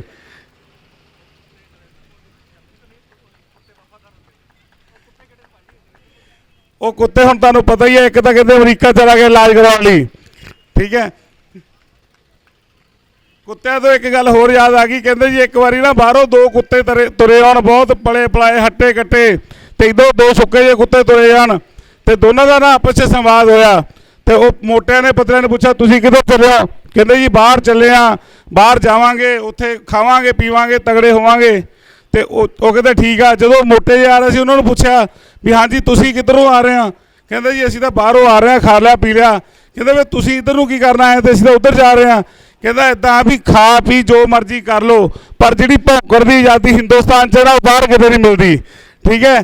ਤੇ ਇਸ ਕਰਕੇ ਸਾਨੂੰ ਇਹ ਗੱਲ ਸਮਝਣ ਦੀ ਲੋੜ ਹੈ ਕਿ ਸਾਡੀ ਗੱਲ ਕਿੱਥੋਂ ਤੱਕ ਜਾਣੀ ਆ, ਸਾਡੀ ਗੱਲ ਸਮਝੂਗਾ ਕੌਣ, ਠੀਕ ਹੈ। ਅਸੀਂ ਚਲੋ ਇਹ ਪਾਰਟ ਆਫ ਜੋਕ ਹੈ, ਕਈ ਵਾਰੀ ਗੱਲ ਨਾ ਜੋਕ ਦੇ ਤਰੀਕੇ ਨਾਲ ਛੇਤੀ ਸਮਝ ਆ ਜਾਂਦੀ ਹੈ। ਸਾਨੂੰ ਆਪਦੇ ਲੀਡਰ ਬਦਲਨੇ ਪੈਣਗੇ, ਉਹ ਬਦਲੇ ਕਿੱਦਾਂ ਜਾਣਗੇ? ਮੈਂ ਤੁਹਾਨੂੰ ਇਹ ਗੱਲ ਸਮਝਾਉਣਾ, 31 ਜਥੇਬੰਦੀਆਂ ਕਿਸਾਨਾਂ ਦੀਆਂ, ਠੀਕ ਹੈ। ਮੇਰਾ ਇਸ ਗੱਲ ਦੇ ਉੱਤੇ ਉਹਨਾਂ ਨਾਲ ਵਖਰੇਵਾਂ, ਅਗਰ 22 ਜ਼ਿਲ੍ਹੇ 31 ਜਥੇਬੰਦੀਆਂ ਨੇ, ਇਹਦਾ ਮਤਲਬ ਉਹਨਾਂ ਦੇ ਵਿੱਚ ਬਹੁਤ ਵੱਡੀ ਹਉਮੈ ਹੈ, ਉਹਨਾਂ ਦੇ ਵਿੱਚ ਬਹੁਤ ਵੱਡੇ ਵਖਰੇਵੇਂ ਨੇ। ਉਹ ਸਾਨੂੰ ਕਹਿੰਦੇ ਨੇ ਇੱਕ ਝੰਡੇ ਥੱਲੇ ਆ ਜਾਓ। ਮੈਂ ਉਹਨਾਂ ਨੂੰ ਕਿਹਾ ਸੀ ਤੁਸੀਂ ਸਾਰੇ ਹੀ ਇੱਕ ਝੰਡੇ ਥੱਲੇ ਹੋ ਜਾਓ, 5 ਜਥੇਬੰਦੀਆਂ ਹੋ ਜਾਓ, 5 ਹੋ ਜਾਓ, 7 ਹੋ ਜਾਓ, ਬਾਕੀ ਛੱਡ ਦਿਓ, ਠੀਕ ਹੈ। ਜਦੋਂ ਤੁਸੀਂ ਨਹੀਂ ਇੱਕ ਆ, 22 ਜ਼ਿਲ੍ਹੇ 31 ਜਥੇਬੰਦੀਆਂ, ਤੁਸੀਂ ਹੋ ਜਾਓ ਇੱਕ, ਤੁਸੀਂ 5 ਜਥੇਬੰਦੀਆਂ ਬਣਾ ਲਓ, ਬਾਕੀ ਛੱਡ ਦਿਓ, 5 ਦੇ ਥੱਲੇ ਬਾਕੀ ਬੰਦੇ ਵੀ ਆ ਜਾਣਗੇ। ਪਰ ਕੀ ਹੈ ਕਿ ਕਈ ਵਾਰੀ ਨਾ ਸਾਡੀ ਹਉਮੈ ਨੂੰ ਪੱਠੇ ਨਹੀਂ ਪੈਂਦੇ, ਅਸੀਂ ਵੀ ਪ੍ਰਧਾਨਗੀ ਲੈਣੀ ਆ, ਅਸੀਂ ਵੀ ਚੌਧਰ ਮੰਨਣੀ ਆ, ਮੈਂ ਵੀ 100 ਬੰਦਾ ਇਕੱਠਾ ਕਰਾਂ ਕੱਲ੍ਹ ਨੂੰ, ਮੈਂ ਵੀ ਜਥੇਬੰਦੀ ਰਜਿਸਟਰ ਕਰਾ ਦੂੰ, ਉਸ ਗੱਲ ਦਾ ਕੋਈ ਮਤਲਬ ਨਹੀਂ। ਸਾਨੂੰ ਏਕਾ ਕਰਨਾ ਪਏਗਾ। ਮੈਂ ਦੀਪ ਬਾਈ ਹੁਣਾਂ ਨੇ ਅਸੀਂ ਜਾ ਕੇ ਉਹਨਾਂ ਨੂੰ ਇੱਕ ਗੱਲ ਸਮਝਾਈ ਜੀ ਵੀ 500 ਬੰਦਾ ਪੁੱਛੋ ਬੈਠਾ, 500 ਬਠਿੰਡੇ ਬੈਠਾ, 500 ਆ ਰੇਲ ਦੀ ਪਟੜੀ ਤੇ ਬੈਠਾ, ਜੇ ਇਹੀ ਸਾਰੇ 100-200 ਧਰਨੇ ਵਾਲੇ ਬੰਦੇ ਇੱਥੇ ਇਕੱਠੇ ਹੋ ਜਾਈਏ, ਅਗਰ ਇੱਥੇ 5 ਲੱਖ ਬੰਦਾ ਇਕੱਠਾ ਹੋ ਜੇ, ਕਿੰਨਾ ਟਾਈਮ ਲੱਗੂਗਾ ਸਰਕਾਰ ਨੂੰ ਸਾਡੀ ਗੱਲ ਸਮਝਣ ਨੂੰ? ਕਿੰਨਾ ਵਕਤ ਲੱਗੂਗਾ? ਮੈਨੂੰ ਲੱਗਦਾ 2-4 ਘੰਟੇ ਵੀ ਨਹੀਂ ਲੱਗਣਗੇ। ਨਾ ਉਹ ਸਾਨੂੰ ਫਿਰ ਇੱਥੋਂ ਉਠਾ ਸਕਦੇ ਨੇ ਜਦ ਤੱਕ ਸਾਡੀ ਗੱਲ ਨਹੀਂ ਮੰਨਦੇ, ਨਾ ਸਾਨੂੰ ਉਹ ਤੁਹਾਡੇ ਨਾਲ ਧੱਕਾ ਕਰ ਸਕਦੇ ਨੇ। ਪਰ ਗੱਲ ਕੀ ਹੈ, ਅਸੀਂ ਵੰਡੇ ਹੋਏ ਹਾਂ, ਅਸੀਂ ਵੱਖਰੇ ਵੱਖਰੇ ਚੱਲਦੇ ਹਾਂ, ਅਸੀਂ ਏਕਾ ਕਰਕੇ ਚੱਲਦੇ ਨਹੀਂ। ਜਦ ਤੱਕ ਅਸੀਂ ਏਕਾ ਨਹੀਂ ਕਰਦੇ ਕਿਸੇ ਚੀਜ਼ ਦਾ ਹੱਲ ਨਹੀਂ ਹੋ ਸਕਦਾ। ਤੇ ਦੋਸਤੋ ਮੈਂ ਬੁਲਾਰਾ ਨਹੀਂ, ਜਿੰਨਾ ਵੀ ਮੈਂ ਬੋਲਿਆ ਕੋਈ ਗਲਤੀ ਹੋਵੇ ਖਿਮਾ ਦਾ ਜਾਚਕਾਂ। ਅਗਲਾ ਮੌਕਾ ਦਲਜੀਤ ਕਲਸੀ ਭਾਈ ਦਾ, ਭਾਜੀ ਆ ਰਹੇ ਨੇ, ਉਹ ਦੱਸਣਗੇ। ਉਹ ਦਿੱਲੀ ਦੇ ਕੋਈ ਸਿੰਗਰ ਨੇ, ਦਿੱਲੀ ਦੇ ਸਿੰਗਰ ਜਿਨ੍ਹਾਂ ਨੇ ਹਜੇ ਤੱਕ ਹਾਂ ਦਾ ਨਾਰਾ ਨਹੀਂ ਮਾਰਿਆ, ਉਹਨਾਂ ਬਾਰੇ ਵੀ ਗੱਲ ਕਰਨਗੇ ਕਲਸੀ ਭਾਜੀ।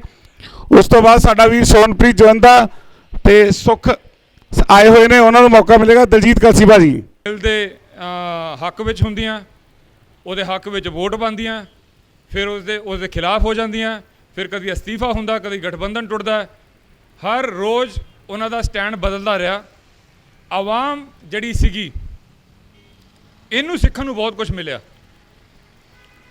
ਔਰ ਮੈਂ ਇਹ ਵੀ ਬੋਲਦਾ ਕਿ ਜਿੱਦਾਂ ਸਿੰਗਰ ਭਾਈਚਾਰਾ ਸਾਡਾ ਹੈਗਾ, ਸਿੰਗਰ ਐਕਟਰ ਵਿੱਚੇ ਪਿੱਛੇ ਜੇ ਗੱਲ ਚੱਲਦੀ ਸੀਗੀ ਕਿ ਸਾਰੇ ਅੱਡ ਹੋ ਗਏ, ਸਾਡੇ ਕੋਈ ਅੱਡ ਨਹੀਂ ਹੈਗੇ। ਔਰ ਬਹੁਤ ਦਿਲੋਂ ਸਾਨੂੰ ਉਹਨਾਂ ਦੀ ਰਿਸਪੈਕਟ ਹੈ। ਮੈਂ ਉਹਨਾਂ ਨੂੰ ਸੈਲਿਊਟ ਕਰਦਾ, ਜਿੱਦਾਂ ਸਾਡੇ ਪੰਜਾਬ ਦੇ ਬੜੇ ਵੱਡੇ ਕਾਮਯਾਬ ਸਿੰਗਰ, ਸਕਸੈਸਫੁਲ ਸਿੰਗਰ ਜਿਹੜੇ ਰਣਜੀਤ ਬਾਵਾ ਭਾਜੀ, ਅੰਮ੍ਰਿਤ ਮਾਨ ਭਾਜੀ, ਸੀਪੀ ਗਿੱਲ ਸਾਹਿਬ, ਜਸ ਬਾਜਵਾ ਭਾਜੀ, ਕੰਵਰ ਗਰੇਵਾਲ ਭਾਜੀ, ਸੈਂਟਰ ਦੇ ਖਿਲਾਫ ਇਹਨਾਂ ਨੇ ਬੋਲਣਾ ਸ਼ੁਰੂ ਕੀਤਾ। ਇਹਨਾਂ ਦੇ ਸ਼ੋਅਜ਼ ਚੱਲਦੇ ਆ, ਇਹਨਾਂ ਦੇ ਕੱਲ੍ਹ ਨੂੰ ਸ਼ੋਅਜ਼ ਦੀਆਂ ਪਰਮਿਸ਼ਨਾਂ ਦੇ ਪ੍ਰੋਬਲਮ ਹੋ ਸਕਦੀਆਂ। ਬਹੁਤ ਸਾਰੇ ਸਿੰਗਰ ਚੁੱਪ ਵੀ ਹੈਗੇ, ਸਿਰਫ ਇਸੇ ਕਰਕੇ ਉਹਨਾਂ ਨੂੰ ਦਰਦ ਵੀ ਹੋਏਗਾ ਤਾਂ ਵੀ ਉਹ ਬੋਲੇ ਨਹੀਂ ਕਿ ਯਾਰ ਸਾਡੇ ਸ਼ੋਅ ਹੋਣੇ ਔਖੇ ਹੋ ਜਾਣੇ। ਦਿੱਲੀ ਦੇ, ਬੰਬੇ ਦੇ ਸਿੰਗਰ ਜਿਹੜੇ ਨੇ ਤਕਰੀਬਨ ਇਸੇ ਕਰਕੇ ਨਹੀਂ ਬੋਲੇ ਕਿ ਉਹਨਾਂ ਨੂੰ ਸ਼ੋਅ ਦੇ ਵਿੱਚ ਪ੍ਰੋਬਲਮ ਹੋਣੀ। ਲੇਕਿਨ ਸਾਡੇ ਪੰਜਾਬ ਦੇ ਸਿੰਗਰ ਪੰਜਾਬ ਦੇ ਹੀਰੋ ਬਣ ਕੇ ਸਾਹਮਣੇ ਆਏ। ਰਣਜੀਤ ਬਾਵਾ ਭਾਈ ਨੇ ਸਭ ਤੋਂ ਪਹਿਲਾਂ ਤਾਂ ਉਹ ਕੰਗਨਾ ਰਣੌਤ ਦੇ ਚਪੇੜ ਮਾਰੀ, ਸਭ ਦੇ ਸਾਹਮਣੇ ਮਾਰੀ, ਔਰ ਹੱਕ ਵਿੱਚ ਖੜੇ ਹੋਏ, ਸੈਂਟਰ ਦੇ ਖਿਲਾਫ ਖੜੇ ਹੋਏ। ਸੈਂਟਰ ਦੇ ਖਿਲਾਫ ਬੋਲਣਾ ਸੌਖਾ ਨਹੀਂ ਹੁੰਦਾ ਇੱਕ ਕਾਮਯਾਬ ਬੰਦੇ ਵਾਸਤੇ, ਉਸ ਨੂੰ ਕਈ ਤਰ੍ਹਾਂ ਦੀਆਂ ਪ੍ਰੋਬਲਮਸ ਆਉਂਦੀਆਂ। ਮੈਂ ਤਾਂ ਹੀ ਬੋਲਿਆ ਕਿ ਇਹ ਮੰਥਨ ਐਸਾ ਸੀਗਾ ਜਿਸ ਦੇ ਵਿੱਚ ਸਾਨੂੰ ਸਾਡੇ ਸਿੰਗਰ, ਸਾਡੇ ਐਕਟਰ ਵੀ ਕਲੀਅਰ ਹੋਏ, ਜਿਹੜੇ ਖੁੱਲ੍ਹ ਕੇ ਬੋਲੇ ਅਸਲੀ ਹੀਰੋ ਕੌਣ ਸੀਗੇ ਸਾਡੇ, ਉਹ ਵੀ ਸਾਨੂੰ ਸਿੱਖਣ ਨੂੰ ਮਿਲਿਆ। ਇਹ ਜਿੰਨਾ ਕੁਝ ਹੋ ਰਿਹਾ ਹੈ, ਮੈਂ ਬਿੱਲਾਂ ਨੂੰ ਇੰਨੀ ਚੰਗੀ ਤਰ੍ਹਾਂ ਨਾਲ ਨਹੀਂ ਜਾਣਦਾ, ਲੇਕਿਨ ਇੰਨਾ ਜਾਣਦਾ ਕਿ ਲੋਕ ਤਾਂ ਪਰੇਸ਼ਾਨ ਹੈ। ਇਹ ਤੁਸੀਂ ਵੀ ਜਾਣਦੇ ਹੋ, ਮੈਂ ਵੀ ਜਾਣਦਾ। ਇਹ ਮੁੰਡਾ ਇੱਥੇ ਖਾਲੀ ਬੋਤਲਾਂ ਇਕੱਠੀਆਂ ਕਰਦਾ ਪਿਆ, ਇਹਨੂੰ ਪੁੱਛ ਲਓ, ਇਹਨੂੰ ਵੀ ਪਤਾ ਕਿ ਯਾਰ ਲੋਕ ਪਰੇਸ਼ਾਨ ਤਾਂ ਹੈਗੇ ਆ। ਕੱਲ੍ਹ ਅਸੀਂ ਇੱਥੇ ਖੜੇ ਸੀਗੇ, ਮੈਂ ਇੱਧਰੋਂ ਖੜਾ ਵੇਖਦਾ ਪਿਆ ਸੀਗਾ, ਇਹ ਪੂਰੀ ਜਗ੍ਹਾ ਭਰੀ ਹੋਈ ਸੀਗੀ ਔਰ ਇੱਥੇ ਪਿੰਡਾਂ ਤੋਂ ਬੰਦੇ ਆ ਕੇ ਖੜੇ ਸੀਗੇ, ਧੁੱਪ ਵਿੱਚ ਖੜੇ ਸੀਗੇ, ਘੰਟਿਆਂ ਦੇ ਹਿਸਾਬ ਨਾਲ ਖੜੇ ਸੀਗੇ। ਉਹ ਕਈਆਂ ਨੇ ਤਖਤੀਆਂ ਫੜੀਆਂ ਹੋਈਆਂ ਸੀ ਕਿ ਜੇ ਅੱਜ ਤੁਸੀਂ ਰੋਟੀ ਖਾਧੀ ਹੈ ਤਾਂ ਕਿਸਾਨ ਦਾ ਸਾਥ ਦਿਓ। ਉਹ ਇੰਨੀ ਇਮੋਸ਼ਨਲ ਗੱਲ ਸੀ। ਪਲੱਸ ਧੁੱਪ ਵਿੱਚ ਅਗਰ ਖੜੇ ਨੇ ਤਾਂ ਉਹਨਾਂ ਨੂੰ ਕੋਈ ਦਰਦ ਹੈ, ਉਹਨਾਂ ਨੂੰ ਕੋਈ ਪੀੜ ਹੈ, ਉਹਨਾਂ ਨੂੰ ਕੋਈ ਤਕਲੀਫ ਹੈ। ਮੋਦੀ ਨੂੰ ਤੁਸੀਂ ਵੋਟ ਪਾਈ ਹੈ ਜਾਂ ਨਹੀਂ, ਮੋਦੀ ਨੂੰ ਵੋਟ ਪਾਈ ਮੈਂ ਹੈ ਜਾਂ ਨਹੀਂ, ਲੇਕਿਨ ਉਹ ਸਾਡਾ ਪ੍ਰਧਾਨ ਮੰਤਰੀ ਹੈ, ਉਹ ਤੁਹਾਡਾ ਵੀ ਪ੍ਰਧਾਨ ਮੰਤਰੀ ਹੈ, ਮੇਰਾ ਵੀ ਪ੍ਰਧਾਨ ਮੰਤਰੀ ਹੈ। ਉਹ ਪ੍ਰਧਾਨ ਮੰਤਰੀ ਹੈ, ਇਸ ਦੇਸ਼ ਦਾ ਮੁਖੀ ਹੈ, ਇਸ ਦੇਸ਼ ਰੂਪੀ ਪਰਿਵਾਰ ਦਾ ਮੋਹਰੀ ਹੈ। ਜੇ ਘਰ ਦਾ ਇੱਕ ਬੱਚਾ ਰੁੱਸ ਜਾਂਦਾ ਹੈ, ਜਾਂ ਅਸੀਂ ਛੋਟੇ ਹੁੰਦੇ ਸੀਗੇ ਰੁੱਸ ਜਾਂਦੇ ਸੀਗੇ, ਤੇ ਸਾਡਾ ਪਿਓ ਸਾਨੂੰ ਬੁਲਾ ਕੇ ਘੰਟੇ ਬਾਅਦ 2 ਘੰਟੇ ਬਾਅਦ ਬੁਲਾ ਹੀ ਲੈਂਦਾ ਸੀਗਾ ਨਾ, ਜਾਂ ਰੁੱਸੇ ਹੀ ਰਹਿਣ ਦਿੰਦਾ ਸੀ। ਕੋਈ ਦੁਨੀਆ ਦਾ ਪਿਓ ਐਸਾ ਨਹੀਂ ਹੋ ਸਕਦਾ। ਮੈਂ ਉਹਨੂੰ ਇੰਨਾ ਵੱਡਾ ਦਰਜਾ ਦੇ ਰਿਹਾ ਮੋਦੀ ਨੂੰ ਕਿ ਉਹਨੂੰ, ਅਗਰ ਉਹ ਇਸ ਪਰਿਵਾਰ ਦਾ, ਇਸ ਦੇਸ਼ ਦਾ ਮੁਖੀ ਹੈ, ਤੇ ਹਜ਼ਾਰਾਂ ਲੱਖਾਂ ਲੋਕ ਅੱਜ ਸੜਕਾਂ ਤੇ ਦੁਖੀ ਨੇ, ਤੇ ਉਹ ਪਰਿਵਾਰ ਦਾ ਮੁਖੀ ਅਗਰ ਉਹਨਾਂ ਨੂੰ ਦੇਖਦਾ ਵੀ ਨਹੀਂ ਹੈ ਤੇ ਲਾਹਨਤ ਇਹੋ ਜਿਹੇ ਮੁਖੀ ਤੇ। ਔਰ ਉਹ ਇਸ ਦੇਸ਼ ਦਾ ਮੁਖੀ ਹੋਣ ਦਾ ਲਾਇਕ ਹੀ ਨਹੀਂ ਹੈ। ਜਾਂ ਉਹ ਸਾਨੂੰ ਕੀ ਕਹਿਣਾ ਚਾਹੁੰਦਾ ਹੈ, ਜਾਂ ਉਹ ਸਾਨੂੰ ਇਹ ਕਹਿਣਾ ਚਾਹੁੰਦਾ ਹੈ ਕਿ ਅਸੀਂ ਕੋਈ ਹੈਸੀਅਤ ਹੀ ਨਹੀਂ ਰੱਖਦੇ, ਅਸੀਂ, ਸਾਡੀ ਕੋਈ ਔਕਾਤ ਹੀ ਨਹੀਂ ਹੈਗੀ ਕਿ ਸਾਨੂੰ ਦਰਦ ਹੈ ਤੇ ਹੁੰਦਾ ਰਵੇ। ਉਹ ਵੇਖੇਗਾ ਵੀ ਨਹੀਂ।